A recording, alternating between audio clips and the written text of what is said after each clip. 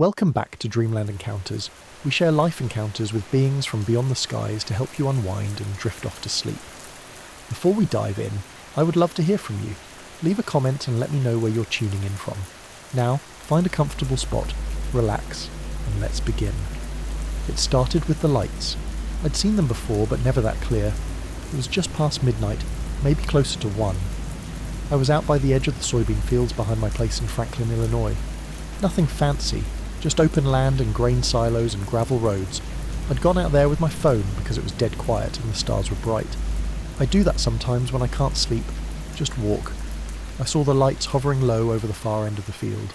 3 of them, pale white, no blinking, just hanging there maybe 30 feet above the ground. No sound at all.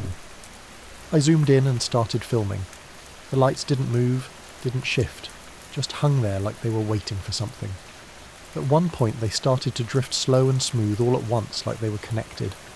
Then they paused, rotated, not the lights themselves, but the way they were arranged, like the whole thing was turning in place, then glided sideways, silent as air. It gave me goosebumps. You expect some sort of drone noise or hum? Nothing. It was like the whole world held its breath. Held its breath. I filmed for maybe 2 minutes, didn't say anything in the video, just stood there. Eventually the lights eased back and disappeared into the tree eye. I walked home. By the time I got inside I had full bars of service again. I clipped the best 30 seconds and posted it to TikTok. No hashtags, just the caption. Anyone else seeing this over Franklin right now? I went to bed after that. Didn't think much of it. Figured I'd get a couple of dozen views. Maybe someone in town would comment. I didn't check it again until the next morning. When I opened the app, the video had blown up. Tens of thousands of views overnight. Comments pouring in. People saying it matched stuff they'd seen in Indiana, Missouri, even Oregon. A few skeptics saying it was fake, that it was CGI, whatever. I was just trying to make sense of it. It was around 8:30 when the knock came. 2 quick raps. I looked through the peephole and saw them. 2 men, identical black suits, white shirts, narrow black ties. Both wore those old-style sunglasses, the ones with thin black frames and dark lenses. Hair short, slick back, identical height, identical build, like brothers or copies. I opened the door, maybe halfway, left the screen shut. The one on the left smiled immediately. Wide, too wide. No teeth, just lips pressed together in this perfect crescent. The one on the right did the same about half a second later. I remember thinking it looked rehearsed. "Mr. Porter?" the left one asked. His voice was flat, like it was being played through a speaker with the bass turned down. "Yeah," I said. "What's this about?" He tilted his head, still smiling. "Just checking in, making sure you've been feeling safe lately." I didn't say anything right away. My mouth kind of opened like I was about to respond, but my brain hadn't caught up. The question didn't make sense. I guess I said, "Why?" "No reason," the other one said. Exact same voice, same tone. "You've just had a busy night." They both nodded slowly, still smiling. I started to feel this tightness in my chest. Not like a panic attack, more like when a cop pulls behind you and you know you didn't do anything wrong, but your whole body tenses anyway. I asked who they were with.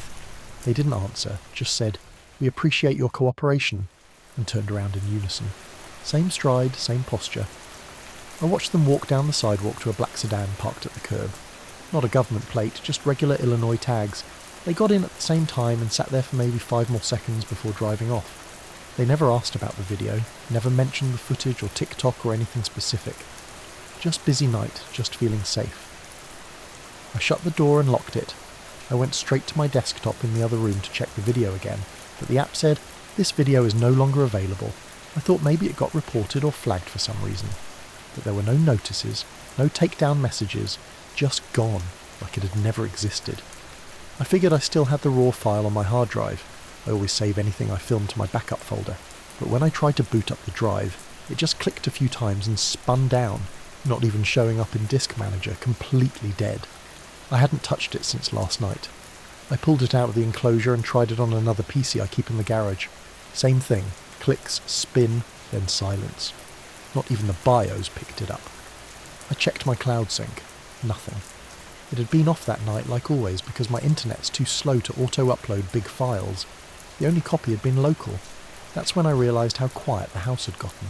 Like too quiet. I don't have pets or kids, but even then there's usually some kind of background hum, fridge, wind, something, but it was just dead air for maybe a minute straight. Like everything stopped. Then I heard a car door. I looked out the front window, but the street was empty. No one walking, no cars parked, just my truck and the neighbour's old Pontiac. I closed the curtains and sat in the hallway, kind of half expecting them to come back. They didn't, but I couldn't shake that feeling, like I was being watched even inside my own place. Around noon, I tried logging into my TikTok account. Password wasn't working. I requested a reset link. Nothing came. Not to my inbox, not to spam. I even tried logging in from another device. Said the account didn't exist. I went back to check the video's comments from links people had sent me. Dead ends, content not found. Any site that had embedded it, Reddit, Twitter, even some UFO forums, it was just gone, replaced by blank thumbnails or 404 errors. The weirdest part was when I tried restoring the video from a recovery tool. I ran 3 different programs. All of them found fragments of old files, stuff from months ago, family photos, whatever, but nothing with a timestamp from last night. No trace of any recording from that night at all. It was like the file had never been saved. Later that afternoon, I went into town. Figured I'd talk to someone who might have seen the lights too. I ran into Ben Holloway at the gas station. He's a hunter, lives 2 roads over. When I asked if he'd seen anything weird in the sky the night before, he gave me this look and said, "Like what?" "Just lights," I said. "Over the fields, real low, no sound." He shook his head. "Nah, nothing like that." But the way he said it fast and clipped made me think he didn't want to talk about it. I tried a few other folks, mostly shrugs or polite confusion. One woman at the hardware store said she'd heard dogs barking like crazy around 1 a.m, but thought it was coyotes. I haven't filmed anything since then. My new hard drive works fine, but I check it every day just to make sure it hasn't bricked like the last one. Haven't posted on TikTok either, not even logged in. The sedan hasn't come back. Not that I've seen.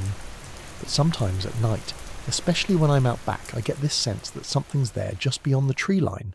Not watching exactly, more like waiting. I don't take walks anymore. It was a Sunday night in September around 10:30. I was driving home from my cousin's place outside of Plattsouth, Nebraska. My parents had let me take the car that day, a beat-up silver Camry with 1 working speaker and a crack across the windshield. The road I was on was a narrow 2-lane that cuts between cornfields for miles.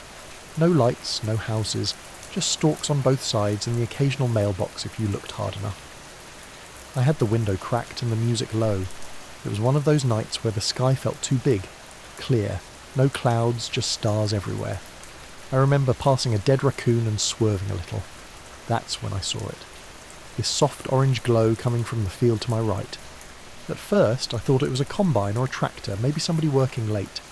But it wasn't on the ground. It was floating, not high, maybe 20 foot above the corn. It was perfectly round, smooth, like a sphere glowing from within. Not casting light out, just glowing. Orange with a little flicker to it like fire without smoke. I slowed down, pulled onto the shoulder, and turned off the radio. I just sat there staring at it. It didn't move. It didn't make a sound. It just hovered in place like it was waiting for something. My heart was racing. I wasn't scared yet, just locked in. You ever see something and your brain's trying to decide if it's real? That's what it felt like. I grabbed my phone and opened the camera, but the screen just showed black. I tapped to focus, turned up the brightness. Nothing. The glow wasn't showing up at all. I looked back up and the thing was gone. Just gone. No movement. Like it had never been there. The only light left was from my headlights on the road. I sat there another minute, then got back on and drove the rest of the way home, eyes darting to the fields every few seconds. I didn't tell my parents. I wasn't even sure what I'd say. I saw a floating fireball. I just showered and went to bed. The next morning was normal. School was boring. First period was chemistry. I didn't think about the light again until I was leaving after 7th. I usually walk to where the buses line up, but that day I took the long way around to avoid a group of kids I didn't feel like talking to. That's when I saw the car. It was parked across the street from the front entrance. Black, long, like a Lincoln or one of those older town cars you see in movies. Windows tinted so dark I couldn't see inside. The engine was running, but no one was getting in or out. I slowed down. Something about it felt off. Not the kind of off where you feel unsafe, just watched. I cut across the grass and headed toward the crosswalk. As I got closer, the passenger side window rolled down. The man sitting there wasn't like anyone I'd seen before. He was pale, like paper pale. His hair was short and light-coloured, maybe white or silver, cut almost military style. He wore a black suit and a white shirt with no tie. His eyes were covered by black sunglasses, even though it was cloudy out. He looked straight at me and smiled, but it wasn't a normal smile. His lips moved, but his eyes didn't. It didn't reach his face at all. He said in this really even voice, like someone reading a script, "It's not healthy to dwell on things you didn't really see." I stopped walking. My mouth went dry. I didn't know what to say. I hadn't told anyone about last night, not even my cousin. My phone was in my pocket. I didn't take it out. Then he rolled the window back up and the car pulled away. No squeal, no rush, just quiet and smooth like it was gliding. I watched it turn the corner and disappear behind the row of trees by the senior lot. I went straight home and locked my bedroom door. That night I kept my phone plugged in next to my bed with the flashlight app open. I didn't sleep much. Tuesday, the car wasn't there Wednesday either. But I started noticing other things. At first, it was small stuff. My phone would freeze for a second, then start working again. My school ID badge, the little RFID thing, stopped scanning, said invalid. Then it started working again the next day. One afternoon that week, my Spotify reset itself. Like completely. All my playlists gone, my history blank. I didn't even notice until I tried to play something in the car and it said I needed to log back in. I hadn't changed the password or anything. That Friday I left my algebra binder on my desk during lunch. When I came back, everything inside it had been flipped upside down. Papers still in order, just inverted. I asked my friends if they had been messing with it, but they all looked confused. One of them joked that I must be haunted. I stopped walking alone. I stuck to the bus and kept to crowds. I didn't tell anyone about the man in the car. What would I even say? The guy in a suit told me not to think about a fireball I never told anyone about. The weirdest thing happened the following Monday. We were in the middle of a fire drill, standing out on the soccer field, when I noticed someone standing at the far end of the track, way back by the visitor bleachers. He was facing us, not moving. Same kind of suit, same hair, same posture. I blinked and he was gone. No one else seemed to notice. I asked Kayla, who was standing next to me, if she saw that guy. She looked where I was pointing and said, "What guy?" That night, I searched online for floating light cornfield, Nebraska, and got a bunch of junk. Videos of drones, weather balloons, fireworks, nothing close. I went back to that stretch of road the next weekend during the day. The corn was still tall. I pulled over to the same shoulder and got out. Walked a few feet in. Nothing there. No tracks, no burn marks, no equipment, just dry ground and rows of stalks. I've never seen the car again. Not in front of school, not around town. But sometimes at night I get this pressure behind my eyes like someone staring at me through the walls. I've started keeping my blinds closed all the time. Even during the day, I still drive past that field sometimes, usually on accident. When I do, I try not to look. It was supposed to be just another weekend thing. I've been helping my friend Tyler run a little side project, where we documented weird sightings around upstate New York. We weren't experts or anything. We both worked day jobs in Albany, but we'd drive out to spots people emailed us about, take photos, maybe shoot some B-roll and upload it to our YouTube channel. It was small time, mostly a hobby. This particular trip was to a patch of woods near Midburg where a guy claimed to see lights land behind his property line. The guy's name was Len. He was in his 60s, I think. Real quiet, real serious. Said he saw 3 white lights drop below the treetops around 2 a.m. on a Tuesday. No noise, no wind. Said he hiked out the next day and found a big ring in the moss, perfectly round, maybe 20 feet wide. He'd emailed us photos. The ground did look weird, flat, dry, like something had pressed it down. So we drove up there Saturday afternoon, parked off a dirt shoulder, and hiked in with a couple cameras and a cheap EMF meter. Tyler liked to bring for fun. Took us about 40 minutes to reach the clearing. The ring was still there. Maybe not as sharp as in Len's photos, but you could tell something had disturbed the area. The ground was compacted. The moss around the edge was a different colour. We spent a couple hours out there, got drone footage, took soil samples just to say we did. At one point, Tyler said he felt a vibration through his boots, but I didn't feel anything. There was no sound, no wind either. I remember thinking it was unusually still for the middle of the woods. No birds, no bugs, just the occasional creak of trees. We wrapped around dusk and headed back to the car. The drive home was normal. We stopped for burgers and joked about how Len might have just dragged a kiddie pool out there and scared himself. Got back to the apartment a little after 10 hours. Tyler and I had been roommates for 3 years. Split level, second floor of a 3-story walk-up on Western Avenue. As soon as we got to our door, we knew something was off. The handle wasn't fully latched. It nudged open when I pushed it. At first, I thought maybe Tyler forgot to lock it, but he swore he always double-checks. We went in slow, thinking maybe someone broke in, but nothing was missing. Our laptops were still on the desk, TV was there, drawers untouched, but every mirror in the apartment had been flipped. The one above the bathroom sink was turned to face the wall. Same with the full-length mirror in my bedroom. Tyler's mirror, the one hanging above his dresser, was lying face down on the carpet. No glass broken, nothing else disturbed. We checked the windows, but they were all still locked from the inside. We didn't call the cops. I don't know why. I guess because technically nothing was stolen and there was no sign of forced entry. Just that one detail, the mirrors.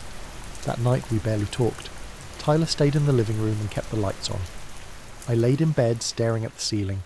Every time I closed my eyes, I pictured someone standing just outside the edge of my vision. No noise, no movement, just watching. Around 3 a.m, I got up to get water and found Tyler already standing by the window, looking out through the blinds. "There's someone down there," he said without turning. I stepped closer and looked where he was pointing. Across the street under the sodium street lamp stood a man in a black suit. No coat, no umbrella, even though it had started to drizzle. He had pale skin and no hat. His arms hung perfectly straight at his sides. He was staring up at our window, not moving, not pacing, just standing there. I asked if he'd been there long, and Tyler said he'd first noticed him about half an hour ago. We watched for another 10 minutes. He didn't look away. I took a photo on my phone, but when I checked it, the guy wasn't in the frame, just an empty street. Tyler wanted to go down and confront him. I didn't. I said, we should just wait. Eventually, sometime after 4, the man walked away. Not toward a car, not into a building, just turned and disappeared around the corner. No rush in his step. The next day we both called out of work. I checked the locks. Again. Nothing was broken. We talked about what to do next. Report it, ignore it, maybe move. Neither of us really believed we were in danger, but we also couldn't explain what was happening. That afternoon, we tried logging into the channel to review the footage from the woods. The drone clips were there. So were the photos and the soil sample stuff. But the files from Tyler's handheld, the ones where he'd walked through the ring and talked about the soil, were gone. Just gone. Not corrupted, not mislabeled, like they were never recorded. We checked the SD card on my laptop and his same result. No files past a certain timestamp. Right around the time we noticed the weird quiet in the clearing. That night, just before bed, I looked out the window again. There was no one on the street, but one of the street lamps, the one directly across from our building, kept flickering on, off, back on, like someone was playing with the power. I watched it for a while, then closed the blinds. Neither of us said anything about it the next morning, just made coffee and went about our day like normal. But that wasn't the last time I saw the man. I was out on the ridge just after midnight trying to get some long exposure shots of the Milky Way. I've been into astrophotography for a few years, mostly as a way to get away from everything and just focus on something bigger. This particular night in late October was clear, dry and cold. The kind of night where the stars really pop. I drove up alone to a spot I'd been scouting for a while, about 20 minutes from my place in northern Vermont.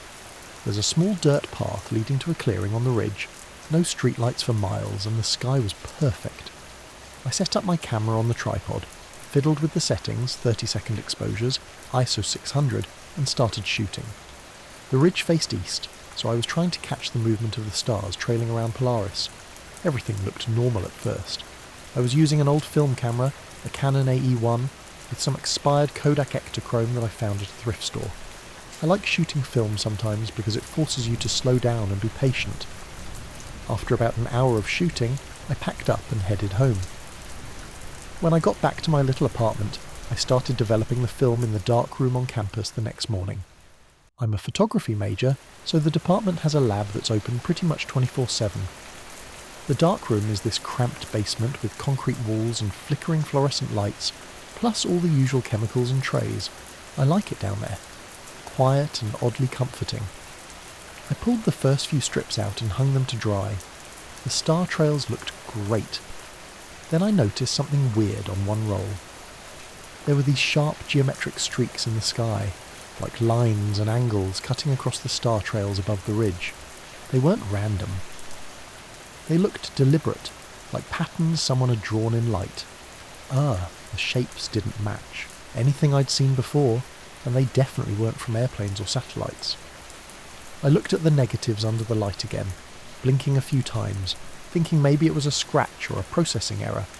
I decided to print a few of those frames and took the sheets into the enlarger. The shapes got even stranger when blown up.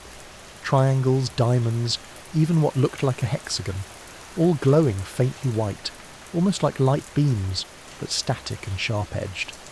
The rest of the stars were blurred from the exposure, but these shapes stayed sharp and rigid. I showed the prints to my friend Claire, who's also in photography. She said it looked like some kind of light graffiti, or maybe a glitch in the film. I agreed it was probably a weird artifact, but it stuck with me. I went back to the ridge the next night, but the sky was cloudy, and I didn't get a chance to try again. A few days later I went to the dark room to get more prints made. The room was empty except for the janitor, this older guy named Mr. Carver. I said hi, and he looked at me with a strange expression, like he was holding something back. I didn't think much of it. When I reached into my locker to grab the negatives and prints, I noticed some of the prints were missing. The ones with the geometric streaks, not just one or two, but the entire set. I asked Mr. Carver if he'd seen them. He hesitated and then said, "Some men came by here a couple of nights ago after hours. They were wearing suits, black suits, real official looking." I nodded slowly, but he went on. They asked me some strange questions about lights, about long exposures, about capturing things that weren't supposed to be captured. I didn't know what to tell him. I froze for a second. What did they want? They just wanted to know if anyone had been down here taking photos of the sky. Said something about too much light and things better left unseen. I don't think they liked the idea of people poking around. I thanked him and left, but the feeling in my gut didn't go away. I kept checking the lab every day after that, but no new prints showed up. My negatives were still there, untouched. Then one night, while walking back from the campus library, I saw a black sedan parked under a street lamp a block from my apartment. There were two men inside dressed in dark suits. They didn't get out. As I passed, their headlights briefly flickered, and I swear I caught a glimpse of one of them watching me. I hurried home and locked every door and window. Over the next week, strange things kept happening. My phone battery would drain fast even though I barely used it. I'd catch flickers of movement outside my window, but when I looked, there was nothing. Once, while driving home late, my headlights briefly dimmed and then returned to normal. I stopped going to the ridge for a while. I didn't tell anyone else, not even Claire. One afternoon, I got an email on my school account. No subject, just a sentence. "You've seen too much light lately." It was from an address I didn't recognise. I replied asking who it was, but got no answer. That night I thought I saw a shadow standing outside my apartment. When I looked closer, it vanished. I tried to convince myself it was a trick of the streetlight. Eventually I moved all my negatives and prints to a safer place just in case. I never saw those men in black again, but I always felt like someone was watching, waiting. I still don't know what those shapes were on my film or why those men showed up, but I stopped photographing the night sky after that. It didn't feel right anymore. It started with some satellite images I found online. I'm not a pro or anything, just someone who's obsessed with this kind of stuff. UFOs, strange military sites, secret areas marked restricted, that sort of thing. I'd been digging through public satellite data for weeks, looking for anything weird. One afternoon, I came across these images of a chunk of land in southern Utah, near the border of a military testing zone. It was marked off limits on every map I checked, but in the satellite photos, there were these odd indentations in the ground, perfectly symmetrical geometric shapes carved into the desert floor. They looked deliberate, but nobody had mentioned them anywhere. No news, no forums, nothing. I downloaded the images, cleaned them up as best as I could, and posted a detailed thread on a small online forum for people like me. I included coordinates, zoom-ins, even some overlays showing the shapes clearly. I wanted other people to see what I saw to get their take on it. That night, after I'd gone to bed, I kept thinking about those images. The shapes looked almost like they'd been carved for some purpose. But why? Who would have access to that land? And why was it completely off limits? I felt like I'd stumbled onto something nobody wanted out in the open. Around midnight I heard a knock at the door. I live alone in a small apartment on the edge of town, and no one ever knocks this late. At first I thought it was a prank or maybe a drunk neighbour, so I ignored it. But then it kept going. Slow, deliberate knocks every few seconds. I looked through the peephole but didn't see anyone. When I cracked the door open just a bit, there was a man standing there. He was wearing a dark suit, the kind you see in old movies or those stories about government agents. No smile, no greeting, just standing there. "What do you think you saw?" he asked. His voice was quiet but firm, like he expected an answer. I blinked, caught off guard. "Excuse me?" He didn't respond, just repeated the question, almost like a warning. "What do you think you saw?" I shut the door quickly and locked it. My heart was racing, but I told myself to stay calm. Maybe he was someone from the police or some agency, but it didn't feel official. The knocking started again just a few seconds after I closed the door. Every 3 minutes, like clockwork. No words, just that heavy, deliberate sound. I tried calling a friend to come over, but my phone had no signal. Weird, since I usually get decent reception here. I also checked the locks and windows, made sure everything was secure. I stayed awake, sitting near the door, listening. The knocking never stopped. Every 3 minutes, like a metronome, sharp against the silence. I tried to look out the peephole again, but the hallway was empty. No one there. It was like the sound was coming from nowhere, but the knocks were definitely real. They echoed faintly down the hall. I thought about calling the police, but what would I say? There's a guy knocking on my door, but no one's there. I wasn't sure if I was losing it. Hours passed. I didn't sleep. I kept looking at the door, waiting for the knocks every 3 minutes. It was exhausting and terrifying in a way I can't explain, like being watched, but not in a normal way. At some point I started to notice the air felt colder near the door. Even though my heater was on, there was this quiet, almost buzzing sound, faint and steady underneath everything else. It wasn't loud, but it was definitely there. Then the first rays of sunlight started coming through my window. Then the knocking stopped just like that. The hallway was quiet again. I didn't open the door until mid-morning. When I finally did, there was no sign of anyone, no footprints, no notes, nothing. Later that day I checked online. The thread I'd posted about the satellite images was gone, deleted, completely wiped. No explanation, no warnings, just vanished. I don't know what to make of any of it. The man, the knocking, the images disappearing. It feels like something I wasn't supposed to see, or maybe someone who didn't want me to see it.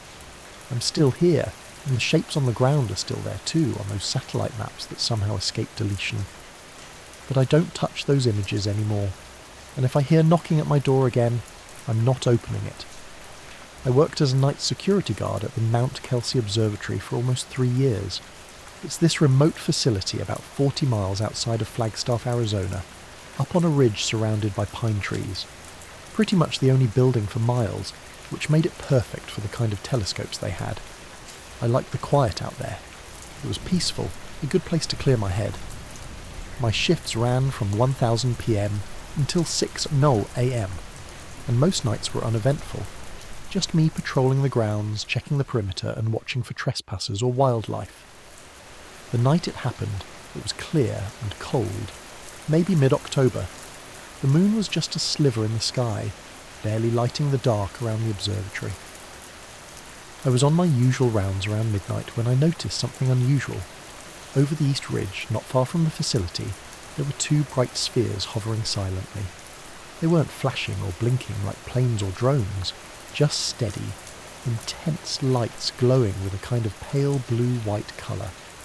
At first, I thought maybe someone was messing around with spotlights or lanterns, but the spheres didn't move erratically, and they weren't attached to anything I could see. They hovered side by side, about 50 feet apart, just above the tree line. I grabbed my flashlight and my binoculars, trying to get a better look. The spheres stayed perfectly still for nearly 5 minutes, just floating there without a sound. I radioed the control room inside the observatory just to report something strange on the east side. They told me to keep an eye on it, but not to approach. I stayed where I was, watching the spheres. Then slowly, without any noise or shift in position, they started to rise. Maybe 20 feet, then 30, higher and higher until they disappeared into the sky, moving straight up faster than any helicopter or drone I'd ever seen. Within seconds, they were gone. I spent the rest of my shift jumping between the cameras on the property and walking the grounds, looking for anything that might explain what I'd just seen. Nothing. No footprints, no vehicles, no signs of anyone being near the ridge. I wrote up my report as usual when I clocked out, trying not to sound crazy. I was just describing 2 bright lights that hovered silently and then vanished. The next morning, when I got to the office, my manager, Jeff, was waiting for me. He wasn't his usual easygoing self. Instead, he looked tense and kind of guarded. "Morning, Mark," he said, but he was watching the door behind me like he expected someone to come in any second. Before I could ask what was up, 2 men walked in. Both were dressed in black suits, sharp and clean, and they carried themselves with this kind of cold, calm authority. Jeff said, "These gentlemen are with Homeland Security. They're here to talk to you about your report." The agents didn't introduce themselves. No names, no badges with names, just these thick metal badges with numbers. One was 0473, the other 18921. I noticed their eyes the moment they looked at me. It's hard to explain, but their eyes never blinked, not once. They stared straight ahead, unblinking, like they weren't quite human, or maybe like they didn't want to show anything at all. They asked me the same questions I'd already answered in my report. What I saw, when, if I'd noticed anything else unusual around the observatory. I stuck to the facts, the spheres, how they moved, the silence, how I couldn't find any explanation. They didn't write anything down, but just nodded, occasionally exchanging looks between themselves. Jeff hovered nearby but didn't say much. After maybe 20 minutes, the agents left without any explanation or instructions. Before they went out the door, I overheard one of them say something about restricted airspace and non-conventional aerial phenomena, but it was just a whisper. After they left, I tried to shake off the weird feeling that settled over me. The rest of that day felt off. The cameras showed static at odd times, like a feed was interrupted for brief moments. And every time I glanced at Jeff, he avoided eye contact like he knew something I didn't. That night, I worked again, hoping things would feel normal. But as I walked the perimeter, I noticed the same 2 spheres again. They were in the exact same spot, hovering silently. This time, though, I wasn't alone. Behind me, I heard a low hum, almost like electricity. The forest around the observatory felt stirred than usual. No wind, no rustling of leaves, no distant wildlife noises. It was like the entire area was holding its breath. I stopped, looking toward the spheres, but when I blinked, one of them seemed to flicker for a split second, almost like it was glitching. The thought made my stomach twist. I'd never seen anything like it. The spheres rose again, this time moving slowly toward the observatory itself. I radioed in to warn the control room, but the static was louder than ever, and my voice came out all crackled. The lights hovered over the main telescope dome for maybe 10 minutes, then vanished without a trace. I couldn't sleep that day or the next. The strange thing was, the agents never came back. Jeff said nothing more about them, but after that night, the spheres stopped appearing. Still, I kept feeling watched. At work, the security cameras occasionally caught something moving just out of frame, too fast to be a person, too vague to be an animal. I started noticing odd little things around the observatory, like faint footprints leading nowhere or small patches of scorched grass by the equipment sheds. I told Jeff, but he just shrugged, saying it could be animals or people messing around. Still, the unease stuck with me. Weeks passed, and eventually the place felt normal again. But I never forgot those eyes, the agents who didn't blink, the spheres that hovered silently in that strange stillness in the forest. I kept working the night shifts, but every time the wind died down and the sky went completely quiet, I wondered if the spheres might come back. I don't have answers, just a bunch of moments I can't explain. And I guess that's enough to keep me looking over my shoulder every once in a while. I was never one for spooky stories or conspiracy theories, but what happened to me that October night near Fallon, Nevada, is something I still can't explain. It started out pretty ordinary. Me, a flashlight, and a decommissioned missile silo that's been closed for decades. I'm Jake, by the way, and I'm a bit of an urban explorer. Not the kind who breaks into places for thrills, but someone who's interested in abandoned sites with a little history. The silo was a few miles outside Fallon, tucked away in some scrubland.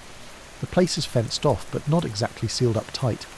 You could see inside the opening where the missile would have been stored, just a big concrete hole, leaning deep underground.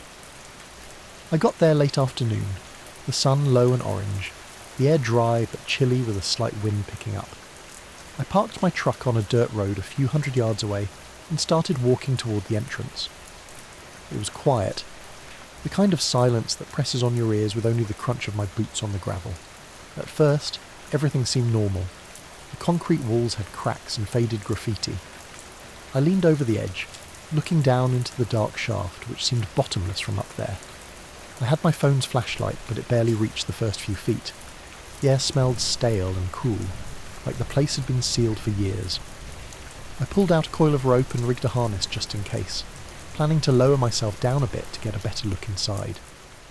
As I was getting ready, I thought I saw something flicker down in the shadows. A faint glow, almost like a light from a phone or a lantern. I froze for a second, but then figured it was probably a trick of the light or maybe a reflection from the fading sun. Nobody else was supposed to be there, and I didn't want to spook myself. Still, I kept looking down, waiting. Once I was rigged up, I lowered myself about 20 FD down into the shaft. The walls were damp and the smell was stronger, musty, like old metal and earth. The glow I'd seen earlier wasn't there anymore, but the flashlight caught something else. A series of lights flickering along the far side of the shaft, deeper down. They weren't steady like lanterns, more like pulsating, irregular, blue and white mostly. I tried calling out, but my voice echoed weirdly, bouncing off the concrete, and there was no answer. I wasn't expecting one, but it felt strange to be that close to something unknown and get silence back. I climbed back up, my heart rate speeding up for reasons I couldn't explain. The wind had picked up more and the sky was turning dark. I looked around, but saw no sign of anyone else. No footprints, no vehicles, no lights. When I got back to my truck, I noticed my phone signal was gone. That wasn't unusual in remote spots, but what freaked me out was the radio. It was dead too. No static, no buzz, just silence when I flipped it on. I drove back toward town, the headlights cutting through the darkness. On the two-lane road, the only other light was from the stars and a faint glow on the horizon, probably from Fallon. About halfway home, my truck's dashboard started flickering, the gauges acting weird for a second. The radio suddenly came on, not music or talk, but a low, constant hum, like electrical interference. It was faint and then cut out before I could mess with the knobs. When I finally got home, the weirdness didn't stop. My apartment was the usual cluttered mess. Clothes on the floor, books stacked on the table, nothing out of place. But my mailbox had something new. A single photograph, no envelope, no markings except for a short note on the back in messy handwriting. It said, "We're not buried that deep." I flipped the photo over and stared. It was a grainy black and white shot taken from above. I recognised the spot instantly, the silo seen from the air at night. And in the picture, standing at the edge of the silo's opening was me, my silhouette, hands resting on the concrete rim, looking down. No idea how someone could have gotten that photo or who sent it. I live alone on the second floor of an apartment building with no windows facing that direction. The place is locked up tight. No one has keys but me and the landlord, who I barely know. After that night, I kept trying to figure out if I'd imagined the lights, or if someone had been down in the silo with me. I went back during the day alone and with friends, but saw nothing unusual. No lights, no sounds, no footprints or evidence anyone else had been there. The area was quiet, too quiet almost. A week later, I was driving by the silo again at dusk when my truck's radio went dead once more. The sky was clear, the sunset fading, and that same hum started low and steady. I turned off the engine and stepped outside. The air felt heavy and the cicadas that usually fill the evening were silent. Then from just beyond the tree line, I saw the faintest glow again. Not moving fast, just hovering low, flickering between blue and white like before. It wasn't a helicopter or plane. It didn't have any wings or sound. I wanted to call out, but the words stuck in my throat. After a few minutes, the light dimmed and vanished into the night like it was never there. I went home and locked every door, triple-checked the windows and didn't sleep well for days. Since then, the weird things haven't stopped completely. The lights sometimes flicker on my porch at night when no one's there. My phone glitches out. Pictures I didn't take show up in the gallery, just static and shapes that don't make sense. I don't know who or what that photo on my doorstep or why they would watch me from above the silo. I'm not sure if I want to find out. I was on the dock just after midnight filming. The lake was flat, the kind of still that swallows sound whole. The moon was hidden behind thick clouds and the air had that damp, heavy feeling you get right before rain starts. I was waiting for those lights to show up again, the weird ones I'd noticed the past few nights. My name's Lisa Moreno, by the way. I live in a small cabin on the outskirts of Ashford, Washington. It's about as close to the wilderness as you can get without completely disappearing from the map. I've always been the kind of person who likes to record stuff, weird stuff, strange things that don't add up. It's a hobby, or maybe an obsession. Anyway, those lights first appeared last week. I was out here just messing around with my phone's camera when these faint glimmers started flickering over the water, moving in patterns that didn't match anything natural. No planes, no bats, no fireflies. They looked like small orbs just hovering and then zipping didn't make sense. I figured I'd catch them on video and maybe post it somewhere later, not to prove anything. I'm not that delusional, but just because it was strange. That night, I got some footage. The lights pulsed in a loose circle above the lake, sometimes darting up and down in a way that looked almost deliberate. No noise, just pure silence. The next morning I showed the clips to my friend Jamie over coffee. He's more into hiking than weird stuff, but he nodded thoughtfully and said, maybe it's a drone or something. I thought that was possible, but the movements didn't feel mechanical, and drones don't usually hide in the fog like that. The nights after, I kept coming back, hoping to get better footage, maybe figure out what they were. Then things started feeling off. The first odd thing was the power flicker. It was subtle. One night, while I was editing the video on my laptop, the lights dimmed, then went out completely for about 10 seconds. Just my cabin, though. The whole street was fine. When the power came back, the laptop had frozen. It hadn't been plugged in, so the battery was fine. Just weird. I shrugged it off. Maybe a glitch.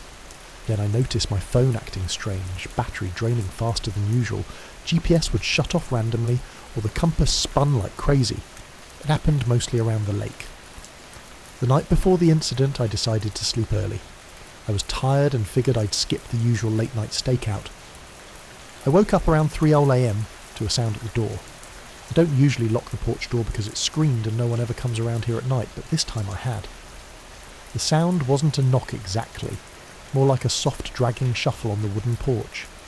I got up, heart pounding, and peeked through the peephole. There was a man standing there.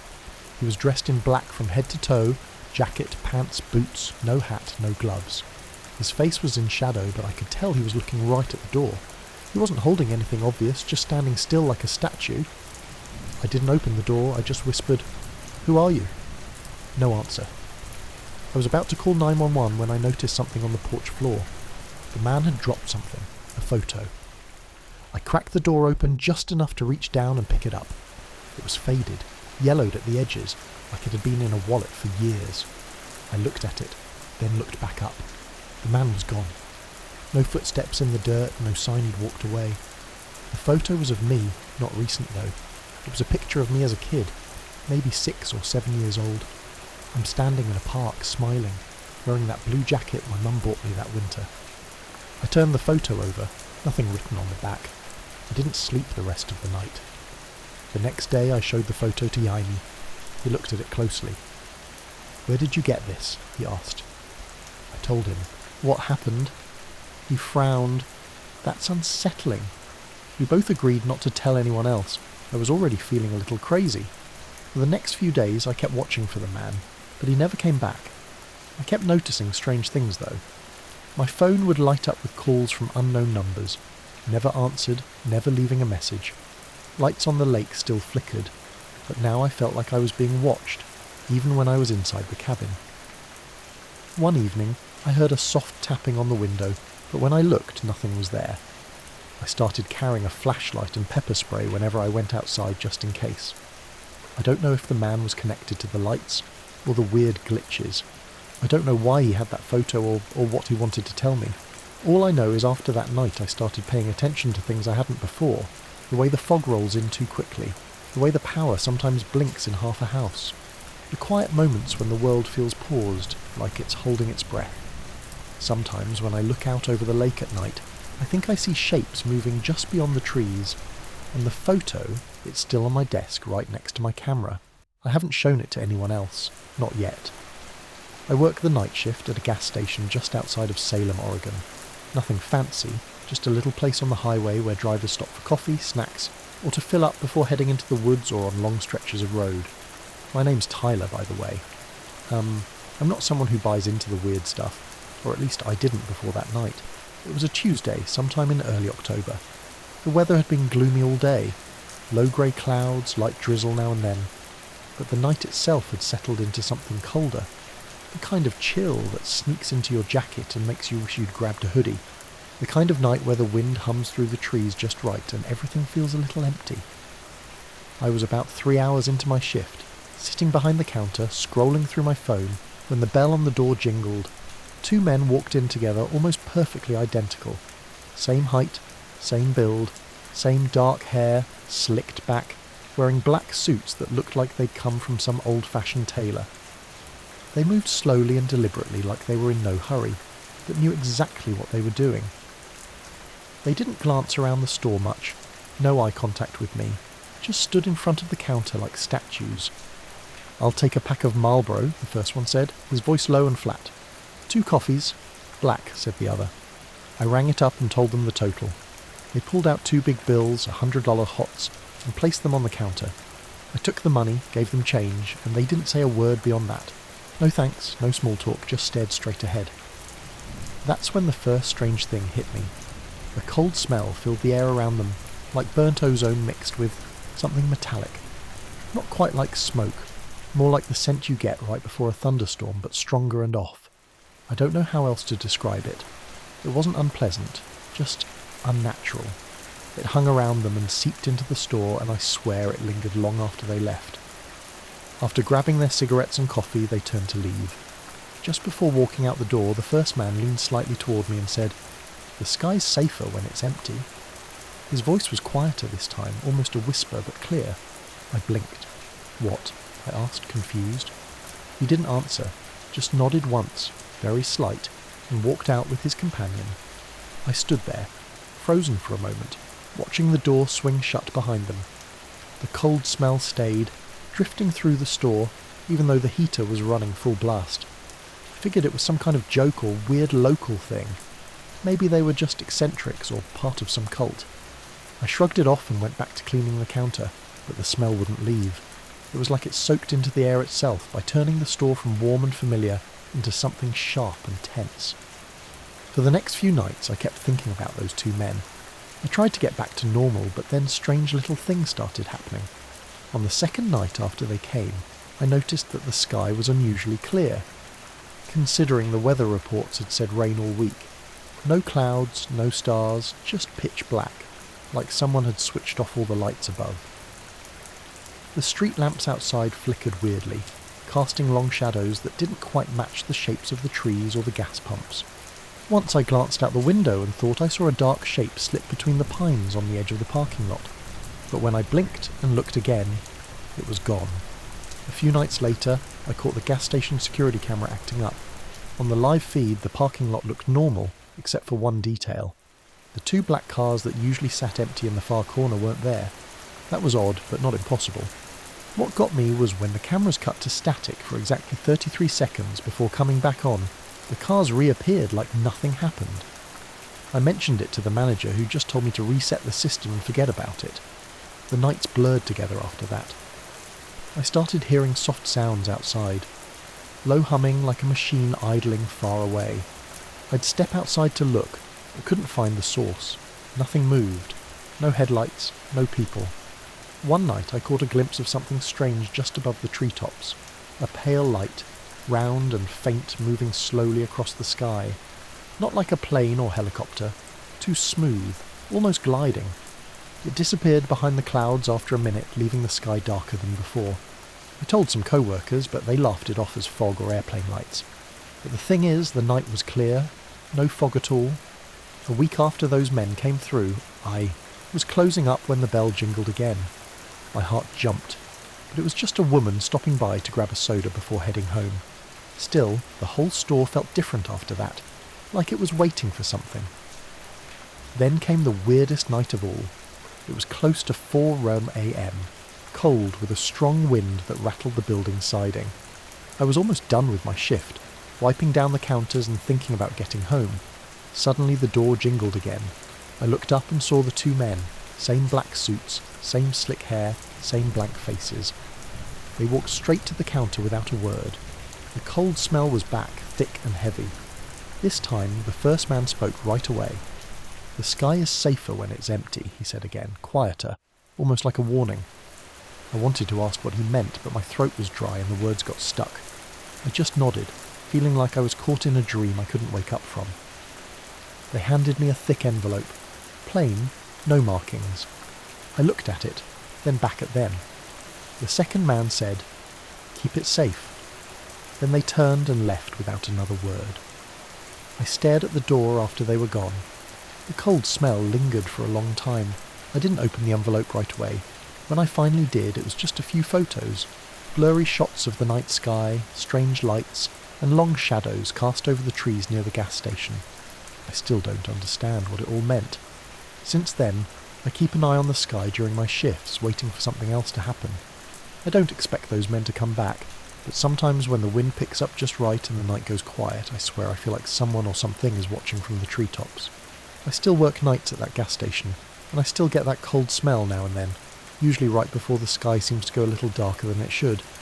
The sky might be safer when it's empty, but it sure doesn't feel safe to me. It started just after midnight. I'd been driving home from a late shift at the hospital, cruising through the outskirts of Cedar Falls, Iowa. The road was mostly empty, the trees lining the highway barely visible in the dim glow of my headlights.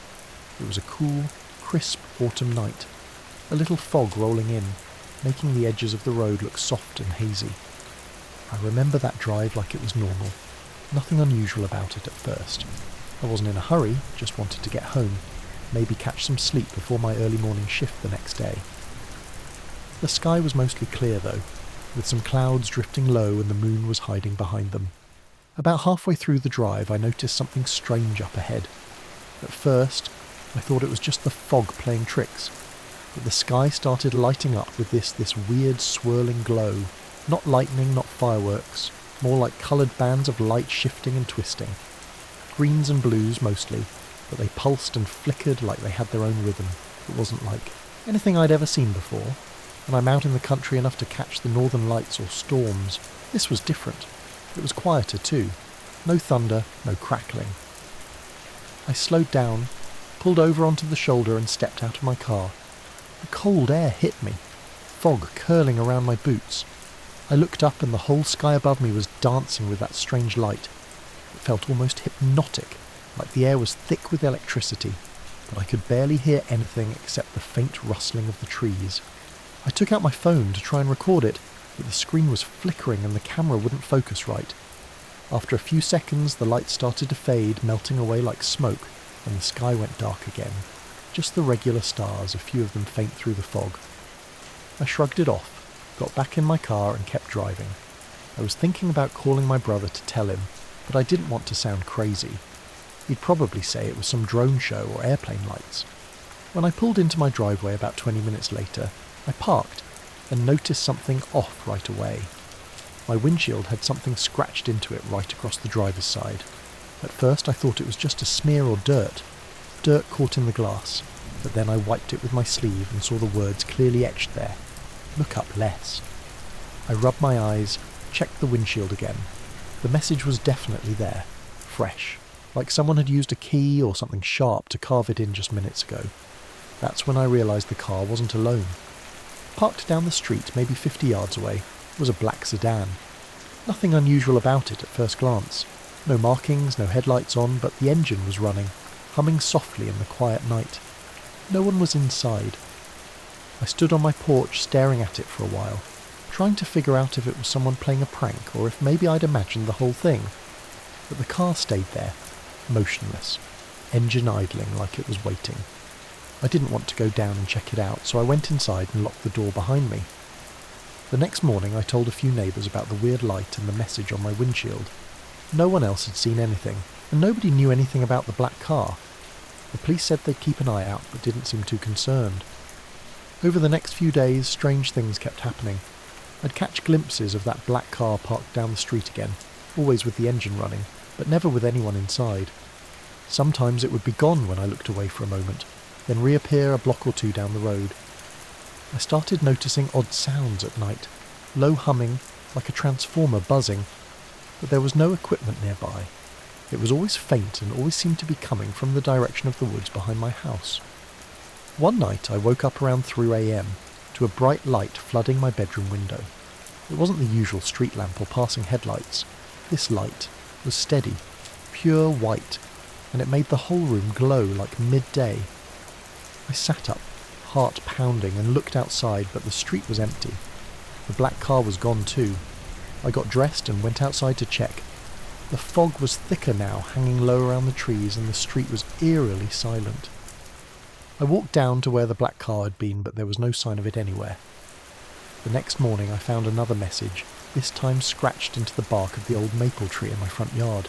Just 2 words: stop watching. I didn't tell anyone about the tree.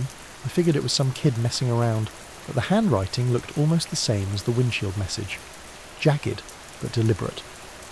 That afternoon I drove around the neighbourhood to see if anyone else had seen something.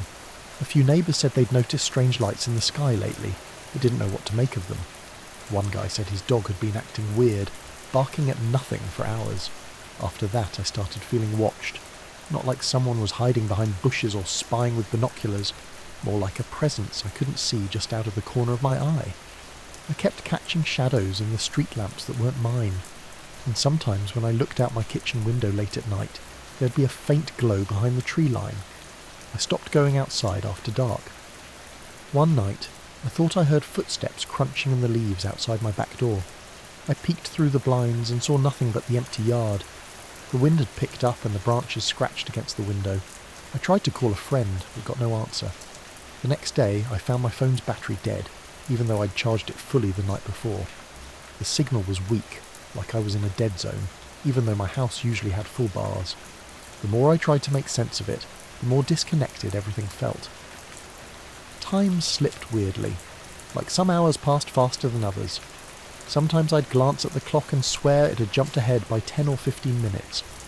I thought about calling the police again, but didn't want to sound paranoid. A few nights later, I was sitting on my porch smoking a cigarette, when the black car rolled slowly down the street, headlights off, engine quiet. It stopped in front of my house and just sat there for a long minute. No one got out. I stared back, heart thumping, and the car finally pulled away, disappearing into the fog. After that, the messages stopped and the lights faded from the sky. The black car didn't show up again. I went back to normal routines. But sometimes when I'm driving home late or sitting alone outside, I feel that same quiet, watching feeling creep back in. It's subtle, like a soft pressure on the back of my neck. I've checked my windshield and the tree.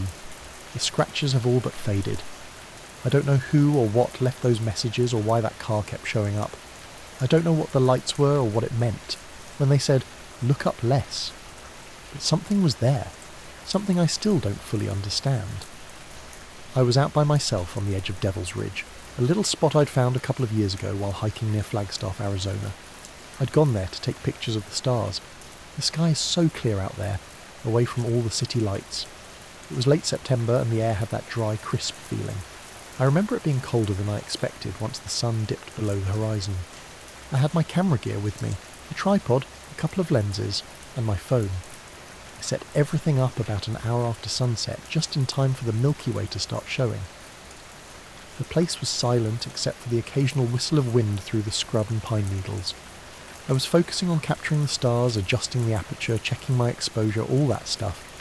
The sky was stunning, dark and full of stars, just as I'd hoped. Then I noticed something out of the corner of my eye on the ridge across the little valley. There was a figure standing there, completely still, like a statue. It was on a narrow outcrop of rock silhouetted against the stars, and it was dressed all in black. I couldn't see any features, just a shape that didn't move or blink. I figured it had to be someone else out there. Maybe a late-night hiker or a photographer like me, but I hadn't heard any voices or footsteps, and the spot was pretty remote. I called out softly, "Hey, you okay over there?" The figure didn't move or respond. I tried again, a little louder, still nothing. Then, just like that, it vanished. Not walked away or hidden behind a tree, but just gone, like someone switched it off. I blinked and looked twice, but there was nothing there. I felt a little uneasy, but also curious. I was alone and pretty far from anything, so I thought maybe my eyes were playing tricks. Maybe the darkness, the way the light hit the ridge, or my imagination. I went back to my camera and tried to refocus on the stars, but my hands were shaking a bit. A few minutes later, my phone rang. I didn't recognise the number. It was just a string of random digits. I almost ignored it, but something made me pick it up. The voice on the other end was distorted, low, and cold. It said one thing: "We're watching." The line went dead. I stared at the phone for what felt like forever. My heart was pounding, and the cold air suddenly felt even colder. I wasn't sure if I should pack up and leave or stay and figure out what the hell was going on. I told myself it was some prank or glitch, but that voice didn't sound like a joke. I decided to drive back home, taking the long way through some winding desert roads. The radio crackled with static, and the night felt alive with shadows I couldn't place. On more than one occasion I glanced in the rearview mirror and caught glimpses of headlights behind me, even though no one was there when I looked directly. By the time I got home, I felt exhausted and jittery. I checked my phone again. No missed calls, no texts. The battery was fine, no weird apps running, nothing unusual. The next day I went back to the ridge with a couple of friends. We looked around for footprints, anything unusual, but found nothing. No sign anyone else had been there. The rocks and dirt were undisturbed. Still that night, when I looked out my bedroom window, I caught a shadow slipping between the trees across the street. I thought maybe it was a neighbour or a stray animal, but when I looked again, there was nothing. I've kept going back to Devil's Ridge, but I haven't seen that figure again. Sometimes when I'm out there, I feel like I'm being watched.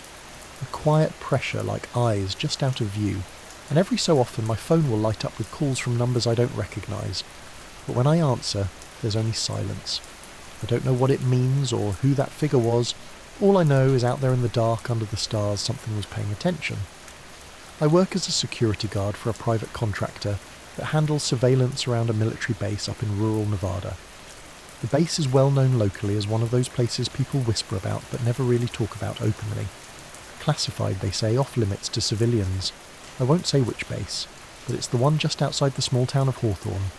My shift was the overnight one from midnight until 8 a.m. I'm not a fancy guard or anything, just someone who watches screens and makes sure no one sneaks in where they shouldn't.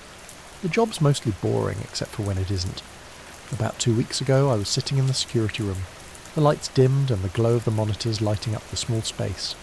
It was around 3 a.m, and the night was quiet except for the usual hum of machines and the faint wind outside. I was scrolling through the camera feeds like usual, checking the perimeter cameras around the base. One camera caught my attention. It's pointed at a stretch of road about half a mile from the main gates, a spot where people sometimes try to sneak around, but mostly it's empty at night. At exactly 3:02 a.m, a black car, no headlights on, pulled up and stopped for a few seconds. The car looked older, maybe late 90s or early 2000s, a sedan but nondescript. 2 men got out. That's when things got weird. The footage shows them stepping out silently, but their movements weren't normal. It wasn't just a slow walk or anything like that. They seemed too smooth, like they were gliding a few inches above the ground. I blinked a couple of times, thinking maybe the camera was glitching. They stood side by side, scanning the horizon, almost as if they were searching for something or someone. The way they looked out was calm, but there was this unnerving stillness. No blinking, no head turns that you'd expect when 2 people look around. They just stood rigid for about 2 minutes. The strangest part was the shadows. They didn't cast any. The streetlights should have been behind them, but their shapes were clear without any shadows on the pavement or nearby rocks. I leaned closer to the screen, thinking maybe I'd missed something, but then I heard the walkie-talkie crackle in the room. One of the other guards called in, asking if I was seeing the same thing. I told him about the car and the men. Then just as suddenly as they appeared, the two men stepped back toward the car. The footage shows their feet lift off the ground and they glide back like before. The car started moving forward without headlights, then disappeared into the darkness. I tried to rewind and slow down the video, but just then the feed cut out. All the monitors blinked off for a second and came back on with normal daytime footage from earlier that day. The entire 3 a.m. recording was gone. I reported it to my supervisor, who told me not to worry and to focus on the routine patrols, but I knew something wasn't right. I asked around, but the other guards either didn't see it, or maybe they saw it and didn't want to say anything.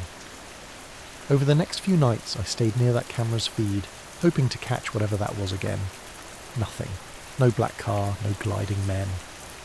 The area was completely silent except for the usual wind and the distant hum of the base. What creeped me out the most wasn't just the footage or the missing recording. A few days after the incident, I was driving home on that same stretch of road when I saw a car parked on the side. No lights on, just sitting there. I slowed down, thinking maybe someone was in trouble, but there was no one inside when I got closer. The next day, a couple of locals told me about strange lights they saw near the base, some weird noises in the hills, things moving in ways they couldn't explain. I'm not one for ghost stories, but these people looked serious. I don't know what I saw that night. I don't know if it was some kind of military test or something else entirely, but the way those men moved, the missing shadows, the footage that disappeared, it wasn't normal. I still work there. Keep watching those cameras. The 3:00 a.m. feed is under extra lock now, and sometimes when the night is quiet and the wind picks up just right, I swear I can feel eyes watching from the dark hills outside the base. I was hiking alone up in the Cascades somewhere between Snoqualmie and Stevens Pass. It was late October, the kind of early fall day when the sun sets early and the air feels sharp but not quite cold yet. The sky was overcast and there was that thick damp smell in the forest from all the rain they'd had earlier that week. I was just trying to get away from everything. Work, people, noise. My name's Claire, by the way. I work in graphic design in Seattle, and sometimes the city just grates on me until I need to escape somewhere quiet. I started the hike around noon, aiming to get maybe 5 or 6 miles in before turning back. The trail was mostly empty, just the occasional runner or dog walker. I liked it that way. I wasn't really expecting anything unusual. About 3 miles in, I noticed something odd just off the path near a clump of ferns. It was a black briefcase sitting upright on the dirt as if someone had set it down carefully. It didn't have any markings or logos, just a plain matte black surface that looked scratched up in places like it had been dragged or bumped around. I walked over curious, but there was no one else around. The briefcase was locked tight. No combination, no keyhole, at least none that I could find. It looked almost like one of those hard shell cases you'd see someone use for camera gear or instruments, but it was definitely locked. I jiggled the handle, shook it a little, but it didn't budge. I thought maybe someone dropped it and would come back looking for it. So I left it where it was and kept walking. The rest of the hike was normal, at least at first. But then I started noticing things. I don't know how to explain it. The forest felt heavier, like the air itself was thicker and the sounds around me were muted. The usual chirping of birds or rustling of leaves seemed distant, like someone turned the volume down on the world. I thought maybe it was just me or my mind playing tricks. As I neared the turnaround point, I looked back, and the briefcase was gone. I swear I saw it right there when I passed the spot. I stopped and looked around, but there was no sign of it. No footprints, no crushed ferns, nothing. It was just gone. I thought I must be tired or stressed, so I shrugged it off and started heading back. The next few days were weird too. I kept feeling like someone was watching me, but whenever I looked, there was no one. My phone battery would drain faster than normal. I'd get static on calls or the screen would flicker for a second. Little things, but enough to make me nervous. One afternoon, a few days after the hike, I decided to go back to the trailhead just to clear my head. I parked my car and was walking down the path when I noticed a man standing near the edge of the parking lot. He was wearing a black suit, plain and clean, and a black tie. His hair was short, dark, and neatly combed. But what really caught me was his eyes. They were hollow. Not the kind of tired eyes you see at the end of a long day, but like empty sockets, like there was nothing behind them.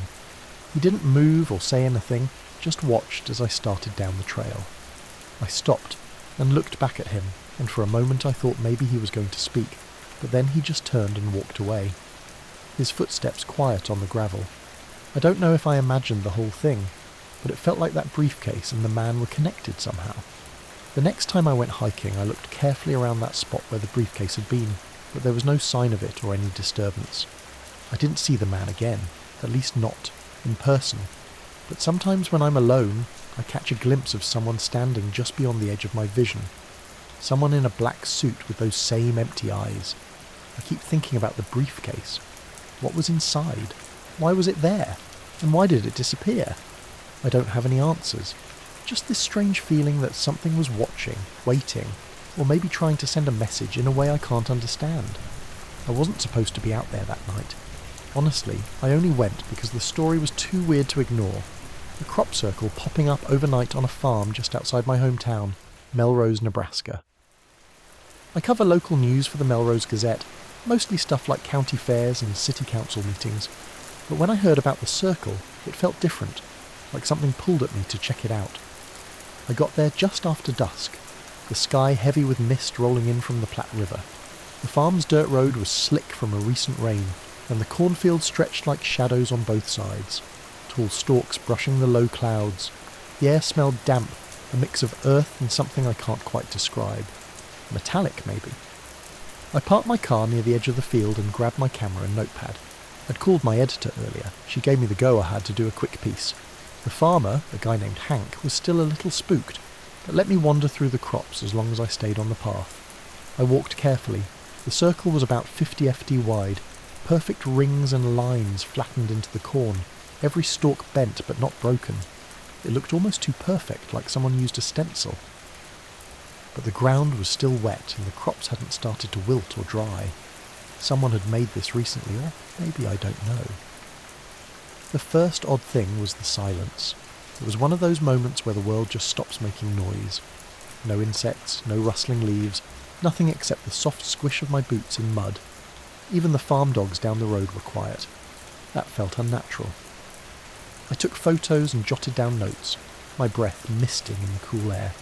I noticed my phone battery dropping fast, like from 70% to 20 in less than 10 minutes. I hadn't been using it that much. Maybe the damp was messing with it.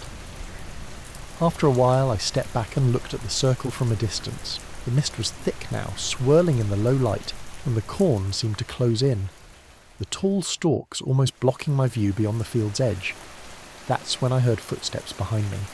I spun around, heart jumping, but no one was there, just the cornfield moving gently in the breeze. I told myself it was nothing, maybe an animal or just my imagination.